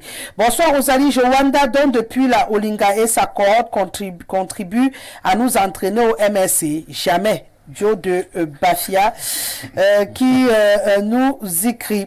Autre réaction, décidément, en écoutant les oppositions au 237, j'ai comme l'impression que le détenteur du pouvoir, c'est le professeur Maurice Kamto. Le thème de votre débat, c'est scène politique camerounaise, regard croisé. Et bim, le nom du professeur Kamto sort du chapeau, comme quoi c'est lui la scène politique camerounaise. Dénoncez-vous en laissant ce brillant homme en paix. Je suis bien curieux de voir la mobilisation du nouveau SG de l'UPC lors des prochaines échéances électorales, au-delà du Kamto bashing. Yoman Jonas, ligne sous Douala. On va aller au Gabon. Bonsoir, Madame Rosalie. Comment vous pouvez confirmer que le MMC n'a pas gagné les élections en 2018? Vous êtes journaliste, posez-vous les questions. Pourquoi je dois me poser les questions? C'est quelque chose qui est évident. Il n'a pas signé son message. Bonsoir Rosalie. La longévité du RDPC est due à deux choses. Les plaisantins que nous avons pour opposants et les Camerounais eux-mêmes qui ne vont jamais voter. Le Cameroun est majoritairement constitué de jeunes, mais c'est toujours 1 million, 2 millions qui votent. Rosalie, le Cameroun n'est pas le seul pays au monde où il y a beaucoup d'opposition. En Pologne, en Turquie, l'opposition s'est coalisée. La coalition au Cameroun est impossible du fait du problème d'hommes. On a des affamés qui disent que mieux soutenir Paul Biya pour avoir une place sous le soleil. D'autres bagarrent, pas pour gagner l'élection, mais pour être appelé le principal opposant.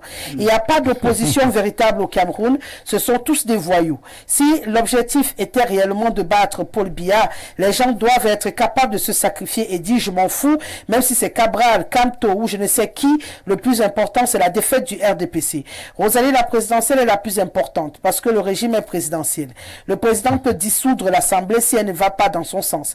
Avoir des députés, c'est bien, mais c'est pas ça le véritable game change. C'est Franck depuis Emana qui nous écrit. Bonsoir belle sœur. Si le fait prend le pouvoir, le FDR je suppose, on va nous imposer les idées de l'apôtre et je crois que la moitié des Camerounais iront en exil. Déjà il dit ne pas avoir les moyens pour la caution et souhaite une attenance comme au Gabon. Que fait-il en politique sans moyens?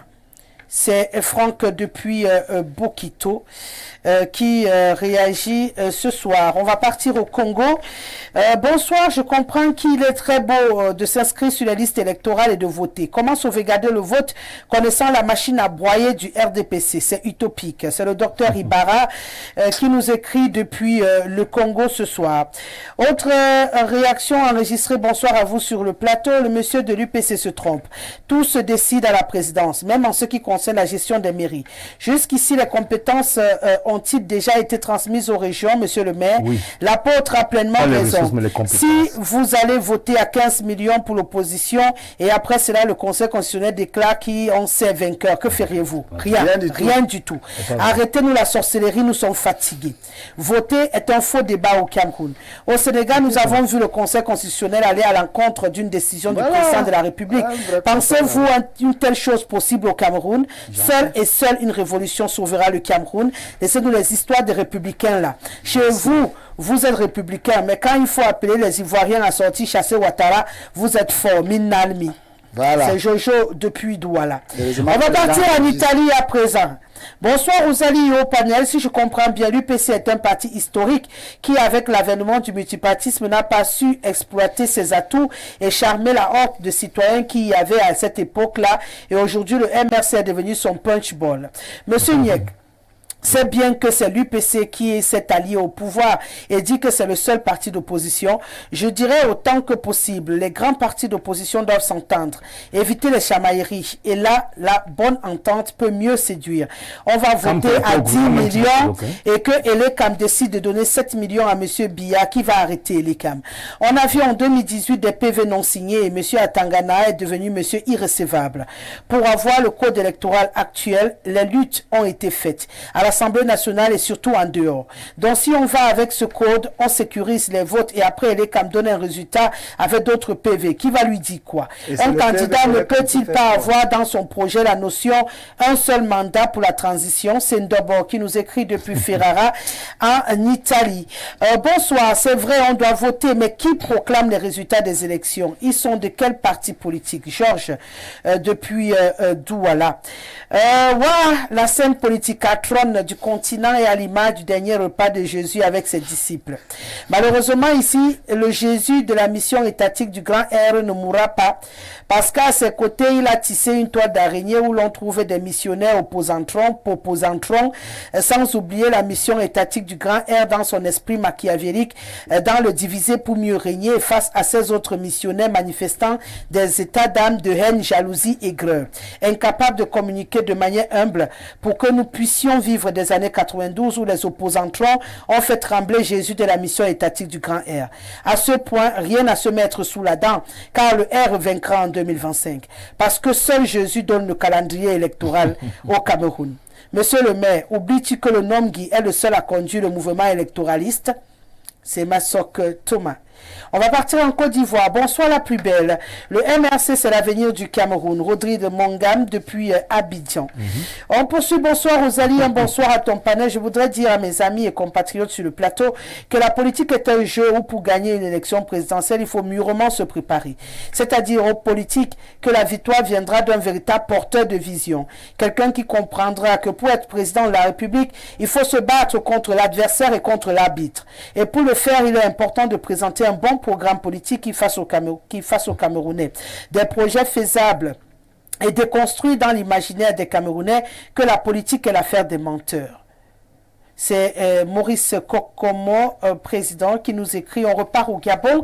Bonsoir le plateau. Dites à l'épistémologie que tous les élèves du secondaire ont revu la couleur de la bourse supprimée en 2017 par Ali. Dès ce lundi, les retraités gabonais auront leur pension plus rappel. Richard depuis Libreville. Ah, l'UPCiste, d'accord. Il disait dit à l'UPCiste. Je ne sais pas ce que c'est censé. Hein. Bonsoir à vous. Je vous dis encore, ça ne sert à rien des élections là, rien du tout. Je vous dis que ce régime a tout et c'est lui qui nomme tout. Plus de 80% du gouvernement et dans les 20%, ils sont même encore 15% dedans et il laisse 5% pour les Haogoudou. Ce régime a peur parce que ce sont eux qui ont des milliards et leur vie à garder. Voilà pourquoi ils parlent de résilience. Insure ton machin truc. Ainsi que machin truc. Soyons francs avec ce régime qui a tout phagocyté pour eux. Qui est Télécom, qui nomme les ministres, le Conseil constitutionnel, le Parlement, pardon, qui nous fiche le camp avec ça. On va retourner au Gabon. Bonsoir madame, laissez Paul Biya tranquille. Lui-même, il sait qu'il est vraiment roi du Cameroun. Abdoulaye depuis Bitam. Bonsoir Rosalie, seul le PVDL qui me fait foi. Et les membres de la Cour constitutionnelle sont aussi membres du comité central du RDPC. Tout est dit ici. Patriarche Ndam, depuis Douala, qui nous écrit. On va aussi guetter un peu. Bonsoir la Rose nationale. L'histoire de ce pays est tellement compliquée que je me demande souvent si nos dirigeants ne sont pas aveugles et sous-muets en même temps. Dans le cas contraire, ils sont vraiment l'incarnation du diable. De toutes les manières, la colère des souris n'effraie pas le chat. Alors, si même Dieu est dépassé, que Dieu ne se dérange pas pour le cas du Cameroun. Sinon, on est vraiment foutu. Hein. On est même déjà mort 2 fois. Wadjebe Service qui nous écrit. La clochardisation du peuple nous éloigne de la politique. Le peuple se bat pour sa survie au détriment de la politique. En voici un cas. Boumier-Belezé, 35 km x 16 francs égale à 560 francs. Les chauffeurs nous obligent à débourser 1200, parfois 1500. Boumier-Bel-Botmakak, 18 km x 16 francs, 288. Les chauffeurs exigent 1000 francs aux usagers. Monsieur le préfet, pourquoi avoir abandonné la population? Le peuple se meurt. Prenez vos responsabilités. Chacun a ses problèmes. Rosalie, même les anges ne peuvent pas gagner les élections au Cameroun. Tant que l'administration, jusqu'au confins des villages au Cameroun, les membres de l'ECAM et le Conseil constitutionnel, dont seuls ces procès-verbaux sont pris en compte, tous sont du RDPC. Merci. Bonsoir le panel. Madame Guessele, s'il vous plaît, dites à la Poste de prier simplement pour que tout change. La scène politique camerounaise n'est aucunement lisible. La jeunesse est affamée et fragile. Les aînés ont encore faim. L'opposé est un mouvement de position et ceux qui sont au volant aiment le carburant jusqu'à... Il faut simplement espérer qu'un jour le peuple s'unisse et se lève. Aristide depuis Soie. Si le R part en compétition avec 5 partis, je ne lui donne pas la 3e place pour dire que toutes leurs victoires sont frauduleuses. Pour ainsi qui dit que si les citoyens votent et surveillent, nous serons sauvés des griffes de ces médiocres. Monsieur le maire, dites la vérité aux Camerounais. Pouvez-vous prouver que Monsieur Kamto a déjà été membre du RDPC ou plutôt de l'UPC? Personne ne l'a dit sur ce plateau et je n'ouvrirai pas ce débat. Je ne suis pas ici pour faire exister les gens qui ne sont pas ici. D'accord? Bonsoir Rosalie. Je l'ai déjà dit aux gens, pourquoi ils ne comprennent pas qu'on ne peut pas m'utiliser pour faire exister ce qui n'existe pas. Oh là là. Bonsoir Rosalie, à ton panel, je souscris entièrement les déclarations du prophète Adam. Aucune coalition ne peut battre ce régime aux élections.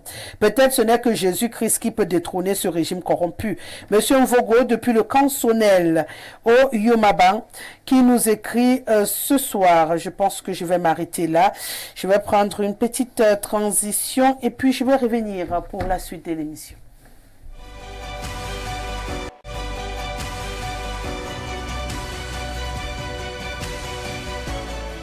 Voilà, vous êtes toujours sur Info Télévision. L'émission, c'est le grand soir de lundi à vendredi. Nous sommes ensemble pour échanger autour des sujets qui font l'actualité.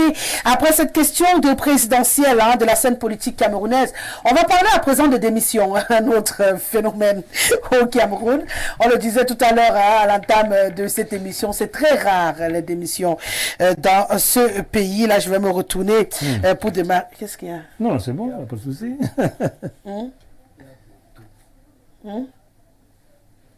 Non, ça va. D'accord. Si on est ensemble, ça va. J'ai cru qu'il y en a qui démissionnaient déjà sur le plateau. Je disais tantôt, c'est une action très rare, très difficile au Cameroun. Peu importe le poste qu'on occupe, c'est-à-dire c'est pas qu'un problème des hauts, même au bas niveau, on a du mal à quitter les choses dans notre pays. Comment le comprendre, monsieur le maire? Pourquoi c'est si difficile lorsque ça ne va pas de dire, bon, vraiment j'ai donné le meilleur de moi, mais moi on ne me fait pas confiance ou l'environnement ne me permet pas d'exprimer ce que je suis capable de faire, je dépose et je me retire. Pourquoi on n'arrive pas à le faire chez nous? Madame, si vous avez commencé à répondre à votre question, pourquoi peut-on démissionner ou devrait-on démissionner?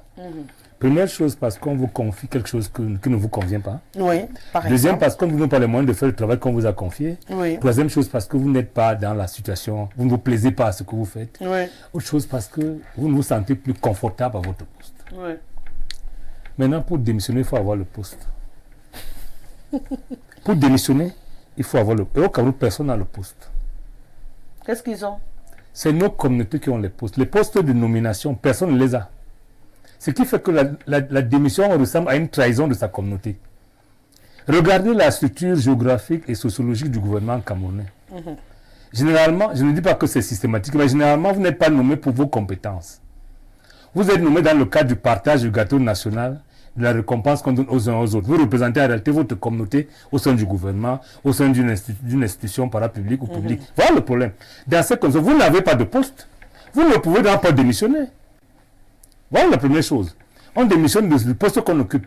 Si nos postes appartiennent à nos communautés, l'apôtre lui c'est un révolutionnaire qui peut quitter tout pour rien. Mais c'est très difficile pour un Camerounais qui sait pertinemment qu'il n'est pas là pour ses compétences, qu'on n'attend même pas de véritable résultat de lui. Mais on attend qu'il serve un système et qu'il vive des prébendes dans le cadre de sa communauté. On représente nos communautés. Dans ces conditions, si moi, Niek Bassa de mon État, je suis ministre de quelque chose, en réalité, il serait très difficile que je sois ministre de quelque chose pour mes compétences. Je représente les Bassa au gouvernement, je ne peux donc pas démissionner parce qu'en réalité, on va dire que les Bassa... Ce n'est pas mon poste, c'est le poste de Bassa. Je démissionnerai que je les trahirai. La deuxième chose, c'est comment on arrive à des postes de responsabilité. Si vous arrivez à travers des canaux qui ne sont pas traçables, je ne veux pas être très dur, vous n'allez pas trahir le réseau que vous avez mis dedans. Donc le poste ne vous appartient pas, il appartient à votre réseau. Si vous arrivez à travers la secte, ce n'est pas votre poste. C'est le poste qu'on a donné aux maçons. Si vous démissionnez, vous trahissez les maçons. Donc voilà autant de... Maintenant, il y a la dernière chose qu'il ne faut pas oublier.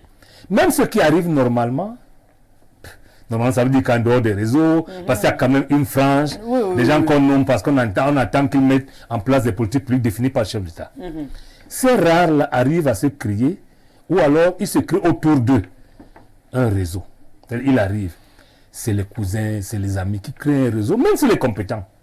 Et à la fin, même quand vous-même, vous n'êtes plus à l'aise, vous n'avez plus la confiance de votre hiérarchie, si vous quittez, les autres que vous avez amenés, qui sont avec qui croient en vous, demandent, mais vous nous laissez avec qui? Donc, c'est ça, tout ça ensemble, qui fait que démissionner n'est pas un acte individuel comme ça devait l'être. Ça devient un acte communautariste, un acte sectaire, un acte de réseau. Et dans ces conditions, nous n'avons pas de poste. Ceux qui ont les postes, c'est quand même qui les ont eus, peuvent démissionner. Mais en dehors de ça, c'est très difficile. Je finis par une blague. Lorsque vous demandez à un ministre de démissionner, on a demandé à un ministre s'il pouvait démissionner. Vous savez comment il a fait? Il a tellement ri, mais pour aller où? La dernière, la dernière catégorie, c'est d'où part-on pour être nommé, Madame Guesselé. La nomination confère un bien-être. C'est-à-dire, l'homme qui était hier dans un DPS à la Cité Verte, il y a un ministre comme lui qui était avant sa nomination dans un DPS à la Cité Verte. Il a été nommé. Oui, il est encore en poste. Je ne sais pas son nom, il est encore en poste. Il s'est juste qu'on était ensemble à Casino. Ça s'appelait à l'époque Score. Il avait les il n'avait pas de voiture.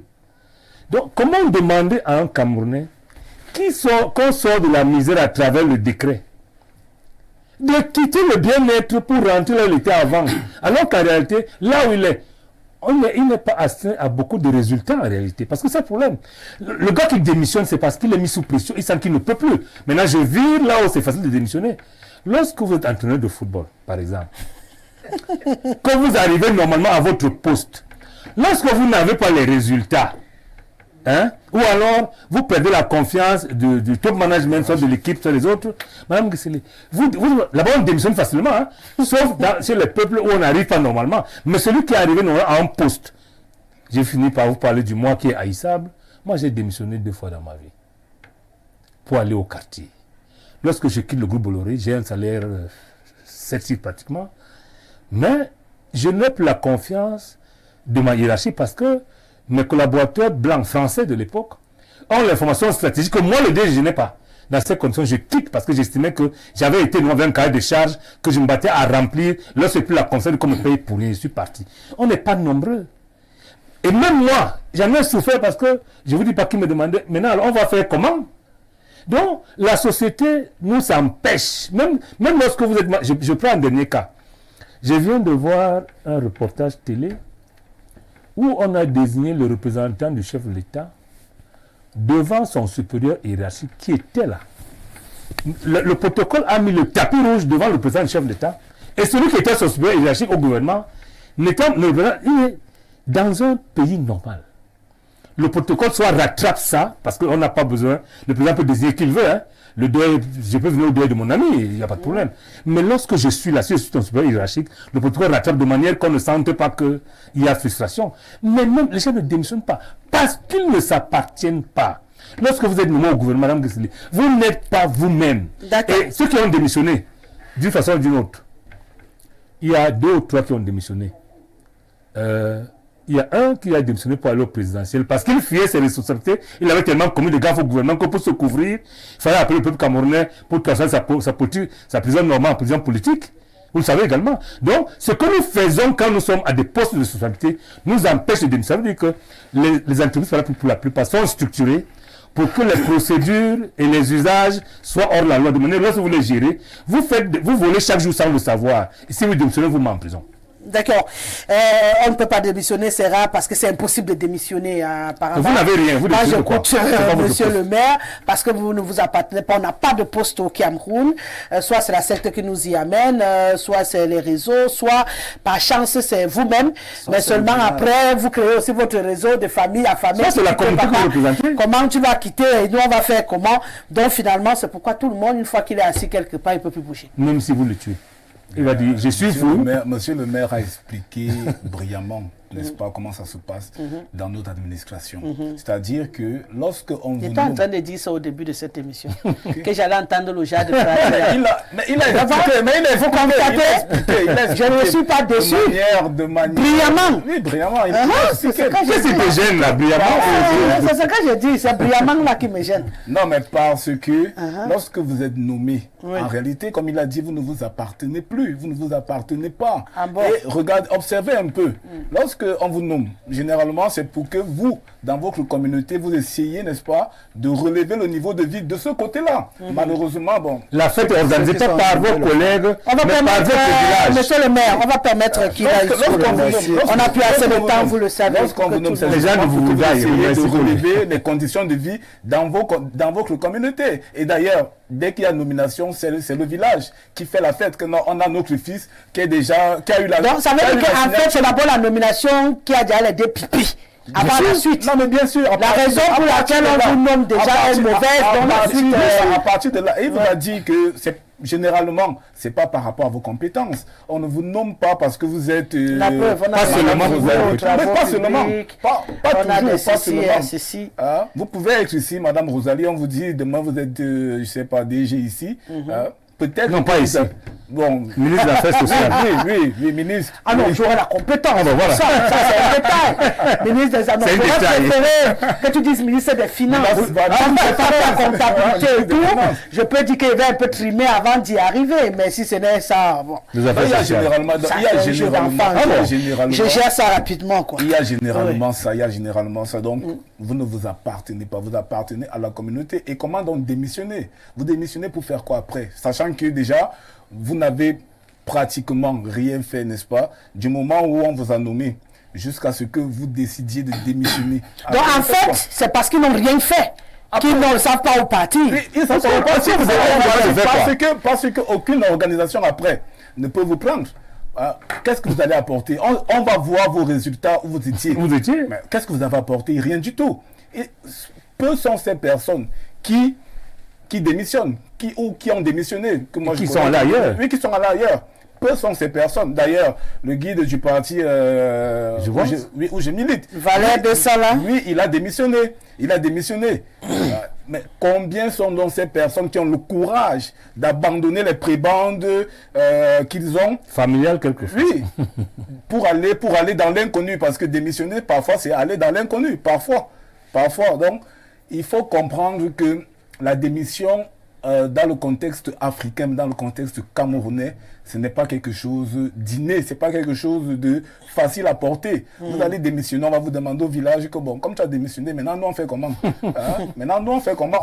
Maintenant, nous devenons peut-être la risée, n'est-ce pas, du village voisin. Alors qu'avant, nous étions contents parce qu'on avait au moins un ministre, un DG. Maintenant que tu es parti, nous, on fait comment? On avait souvent nos entrées dans tel ministère, dans telle administration. Depuis que tu n'es plus là, on nous regarde bizarrement. Qu'est-ce que vous allez raconter? Donc, il y a un peu de tout ça. Mais ce qu'il faut aussi savoir, c'est que la démission, en réalité, doit être un moyen de sanction. C'est-à-dire que lorsque vous estimez ne peut pouvoir apporter. Oui, voilà. Lorsque vous estimez, comme monsieur le maire disait, que les conditions pour un meilleur travail, pour des meilleurs résultats ne sont plus réunies, claquez la porte. Et vous en sortirez davantage grandi. Ouais. C'est justement ce que j'allais poser comme question à Vincent sur ce plateau. Est-ce que ce n'est pas justement parce qu'il n'y a plus de personnes de valeur, de caractère, qui puissent à un moment donné se dire « je ne suis plus bien ici », même si déjà quand on m'a appelé pour me nommer, on ne m'a pas dit qu'à me nommer, on me nommait pour ma communauté. Parce que quand je l'ai dit, ce n'est pas que les « oh, là vous parlez des gens qui ont des postes dans le gouvernement ». Je prends un cas de figure. Si on me nomme à Info TV, on m'a nommé pour quelle communauté? Oh. Ça veut dire que le matin où je juge que ça ne va pas, je porte mes sacs, je pars. Je rends des comptes à qui? Mais Madame Rosalie... En dehors, non. J'ai dit quelque chose qui est clair. Dans la maison, vous avez vos affidés ici. Non, même si j'ai les affidés ici. Même si j'ai les affidés, c'est peut-être ça qui nous bloque à un moment donné. De ne pas pouvoir se sentir libre. Parce qu'on ne s'appartient pas. Non, on s'appartient. On s'appartient. C'est peut-être ça le nœud du problème.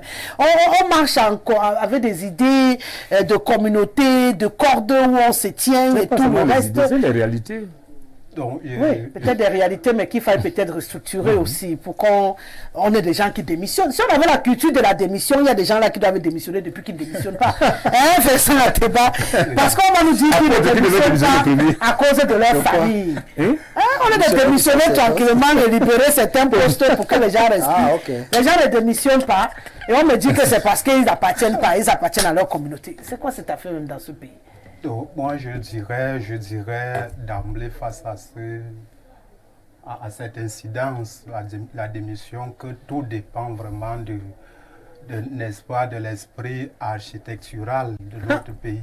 Ouais. De comment est-ce que notre pays a vraiment été constitué, n'est-ce pas, tout au moins sur le plan de la formation et sur le plan de la forme même, en quelque sorte. Ok. Ça veut dire quoi? Ça veut dire que si on a appris les gens, si on a, n'est-ce pas, inculqué un certain nombre de choses dans l'esprit des Camerounais qu'il faut absolument occuper, n'est-ce pas, des fonctions de responsabilité et y être éternel. Ça, c'est un aspect, de mon point de vue, très visible dans notre pays. Maintenant, cependant, il faudrait aussi qu'on comprenne que, n'est-ce pas, notre pays aussi, comme il dirait sur le point de vue analytique, c'est une dynastie tout à fait. Sur le plan pratique, quand nous sommes là en phase d'une dynastie, c'est-à-dire où chacun essaie de défendre ou bien de couvrir, n'est-ce pas, sa quote-part au niveau de la gestion des postes. Mais sur cela peut vraiment accuser certaines équivoques dans la mesure où il faut donc voir dans quel cadre, n'est-ce pas, Monsieur Ateba, dans quel cadre inscrit. on ne démissionne pas, pourquoi? On ne démissionne pas tout à fait parce que notre culture, n'est-ce pas, à exercer des postes de pouvoir au Cameroun a été inscrite de façon carrée, c'est-à-dire on a tout misé sur l'administration. Ça veut dire que démissionner pour nous, c'est tout un calvaire. Et on n'a pas préparé les Camerounais À la démission. à avoir, n'est-ce pas, un esprit d'entrepreneuriat, par exemple, et aussi la soumission aussi. Nous voyons, par exemple, nos ministres, et on vous assure que nos ministres qui arrivent au pouvoir, par exemple, nombreux sont ceux qui veulent vraiment se démarquer. Mais sur le plan pratique, quand vous arrivez, pourrait qu'on vous apporte vraiment certaines limitations dans le cadre de vos Et pourquoi ils ne démissionnent pas? Ils ne démissionnent pas justement parce qu'ils n'ont pas été préparés À la démission. de façon initiale, de façon basique. Vous avez vu, et la démission, ça aussi, il faut noter que la démission cause tout un problème dans notre pays. On a vu dernièrement avec la démission de l'ancien directeur général des impôts. Ça a créé... La démission de l'ancien directeur de l'Arcel, qui est mort tout récemment. Là, ça a créé de nombreux... Donc pour nous, c'est tout à fait quelque chose d'imaginaire. Or, cette démission, pour moi, à mon humble avis, doit être objective et non subjective. D'accord. Elle ne doit pas véritablement nous surprendre. On ne doit pas la démissionner, n'est-ce pas? Quand ça ne va Apôtre, pas. oui, quand ça ne va pas. Ça ne va pas. Tu supportes, tu fais la résilience. Quand c'est vraiment excessif, oui, moi je suis pour laisser, vraiment. Quand ça va pas, on laisse. Moi-même, il y a démissionné dans ma vie. Quand ça ne va pas, on laisse. Mais on s'accroche d'abord. Pourquoi on ne disait pas que tu n'as pas essayé? Mais après, vraiment, quand ça ne va pas, tu te poses. Au moins, tu as ton sommeil. Il n'y a plus de crise cardiaque. Comment? Faut qu'on apprenne à être. Pour parler de démission, il faut d'abord travailler. C'est comme tu dis. Parler de démission. Donc les gens ne démissionnent pas parce qu'ils ne travaillent pas. Aïe, apôtre. Je n'avais pas vu venir de ce côté. Voilà, ils ne travaillent pas. Ils vont démissionner pourquoi? Prenez le cas de l'équipe nationale. On t'appelle, on te dit, toi, tu sais que tu n'entraînes pas. Tu n'es pas un entraîneur. Viens rester là. N'est-ce pas? Sélectionne seulement. Voilà, maintenant quand tu es là, on te dit, bon, appelle tel. Maintenant quand les joueurs arrivent dans la tanière, on te dit, bon, toi, tu sais que le petit qui joue à l'OM là, joue plus que toi. Donc si on t'a appelé ici, c'est pas parce que tu es très bon. Hein? Voilà, bon, maintenant par rapport à ton pactole, on va faire 50-50, d'accord? D'accord. C'est comme ça, les gens ne sont pas là pour travailler, les gens sont là pour manger. Donc au Cameroun, on ne travaille pas, on mange. On se réjouit, c'est une république de jouisseurs. Du sommet jusqu'à la base. Voici pourquoi vous allez rencontrer, partout dans les ministères, là, vous allez retrouver les tourneaux d'eau partout. Les gens mangent, ils boivent. C'est ça, ils ne travaillent pas. Ils ne travaillent pas. Donc, maintenant, vous allez vous rendre compte que même les drapeaux qu'on retrouve là-bas devant nos ministères, ces drapeaux-là, parfois, perdent leur éclat. Personne n'est là pour changer. Dans certains ministères où il y a par exemple des ascenseurs, ça ne marche pas, on ne change pas. Des toilettes se détériorent, on n'arrange pas. Les gens s'arrangent plutôt à avoir des plastiques, faire leurs besoins là-bas et puis ressortir, balancer cela. Il y a beaucoup de secteurs comme ça, ça ne marche pas. Vous allez là dans des ministères, là, rien ne marche. Mais pourtant, les gens sont là. Ils sortent, dans le plastique, c'est vraiment, c'est ce que je dis là, c'est ce que les gens vivent en ville. Vous voyez une femme bien habillée, dans son sac là, c'est pas ce que vous passez là. C'est ça qui est justement là. Qu'on va sortir balancer quelque part dans une poubelle et continuer pour rentrer à la maison. Parce qu'on refuse de travailler, on se dit non, on te dit que ça c'est le ministère de Paul Biya. Ça là, c'est le travail de Paul Biya. C'est comme ça. Donc, les gens ont démissionné, pourquoi? Vous avez vu celui-là, si c'était Thomas Masson, il allait parler au ministron, qui a dit sur un plateau que je suis fou, je démissionne que je suis fou, je pars où? Et c'est lui qui désormais, il a le champagne en main, il a ceci, il est bien. Donc maintenant, vous voyez, il va démissionner, pourquoi? Maintenant, ceux qui démissionnent, ce sont ceux qui travaillent. Je vais vous citer le cas de Garga Amanadji. Il a dit, voilà ce que je veux faire pour changer ce système. On a dit, non, monsieur, vous ne pouvez pas faire ça. Il a dit, ok, si on ne peut pas faire ça, je démissionne. Voilà pour moi, je pense que c'est l'un des Camerounais qui m'a inspiré que quand ça ne va pas, quand tu vois qu'on ne veut pas te laisser ce que tu veux faire, démissionne. Mais non, quand vous allez me parler d'un ministre qui est parti ramener les jouets ici, partager aux étudiants en disant que c'est les ordinateurs, il est là, à vitam aeternam, il ne peut pas partir. Il vous dit que c'est le meilleur qu'il a trouvé, n'est-ce pas, en Chine. Bon, maintenant, quand vous allez dire à ce monsieur de démissionner, il va démissionner pour aller où? Vous allez prendre une femme là, elle est quelque part là, on dit qu'elle fait dans le machin des machins des scientifiques, elle recherche, on ne sait pas ce qu'elle recherche. On nous dit qu'on a confondu cette femme, on voulait plutôt parler d'une autre personne. Mais jusqu'à là, elle est là. Donc vous n'en pas erreur, mais vous êtes là. C'est ce qui se raconte un peu. Maintenant, il y a des gens qui sont arrivés quand même ici chez nous. On dit qu'ils sont venus du Fonds monétaire international. Celui-là aussi, on avait dit qu'on avait confondu son nom. Il est arrivé ici, il a travaillé un peu. Après un temps, il a vu que ça n'allait pas. Allez, hop, il est parti. Et le Fonds monétaire international l'a récupéré à nouveau. Aujourd'hui, il est là-bas, il travaille. Donc, il y a des gens dans notre pays qui ont la compétence pour travailler, mais dans notre pays, on a horreur des gens compétents. Voilà pourquoi, quand Mme Gezele, si on vous nomme aujourd'hui ministre des Affaires sociales, c'est d'ailleurs ce que je vous souhaite, quand vous allez arriver là-bas, on va vous dire, Mme Gezele, ici, là, c'est comme ça que ça marche. Donc, le premier jour, quand vous allez arriver là, vous allez recevoir beaucoup de cadeaux, surtout en vin. Chacun va venir faire les salamalek, et puis on va vous dire, Madame, ici, là, c'est comme ça. Voilà votre part, voilà comment ça se passe. Donc c'est généralement comme ça le Cameroun. Voici pourquoi vous ne pouvez pas démissionner. Même vos collègues là vont vous dire que madame, et vous partez comment? Donc voilà, c'est pour cela que le Cameroun se retrouve dans une position comme, je vais prendre l'image d'une vieille Renault 12. Et la seule personne qui a même de faire la magie pour la démarrer, c'est M. Paul Biya seul.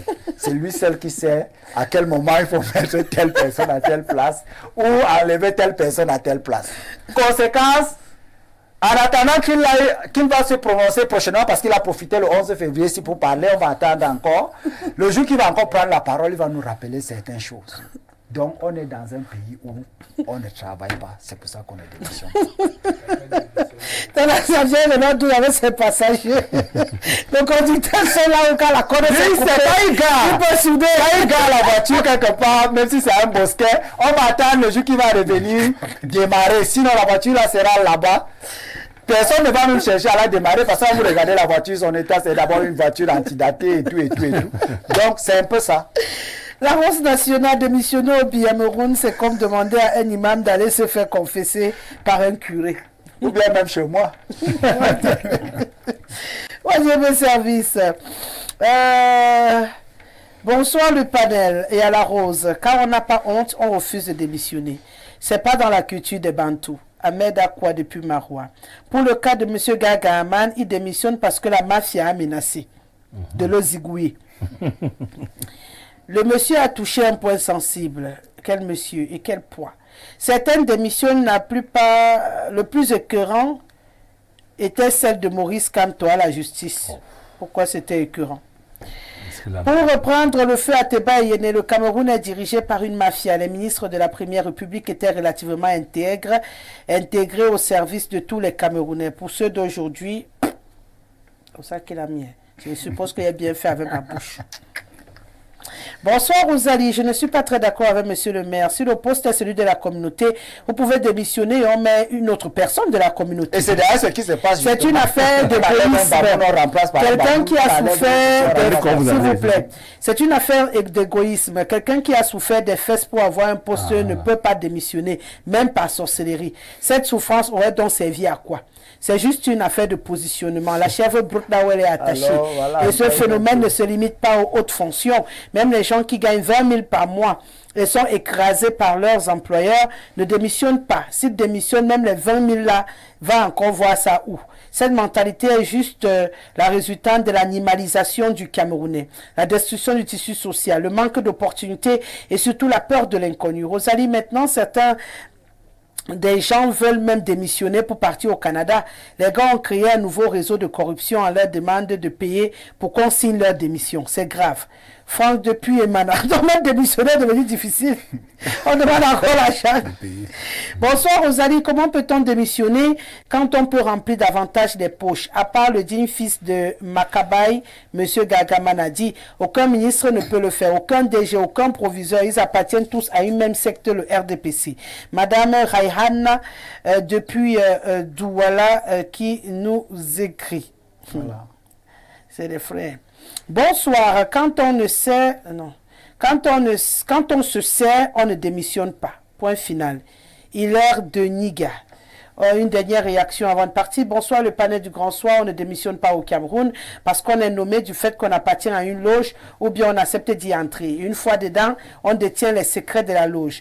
Ce n'est pas parce qu'il faut rendre compte à sa communauté. Encore que beaucoup de gens ne font rien ou pas grand-chose pour leur communauté. Un clin d'œil à Valère Bessala et à tous ceux qui, comme Gaga Manadi, ont eu le courage de ne pas accepter n'importe quoi. C'est Alfred qui nous écrit.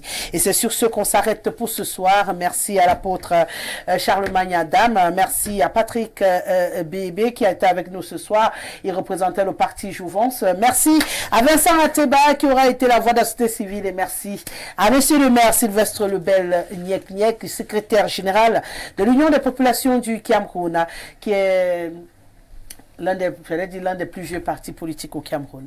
Merci à toute l'équipe technique. Merci à Ismaël qui était encore derrière les caméras. Fernand Guy a été derrière la machine pour le mixage vidéo. Ben Valls a réalisé encore cette émission. On se retrouve sûrement demain avec le même plaisir et le même bonheur lorsqu'il sera 17 h. Je vous laisse en compagnie d'Herminie Louga pour le journal en anglais et Claudia Antia viendra à 20 h pour la version en langue de Molière. Sur ce, respect, monsieur Doneva. À demain. Bonne suite de programme.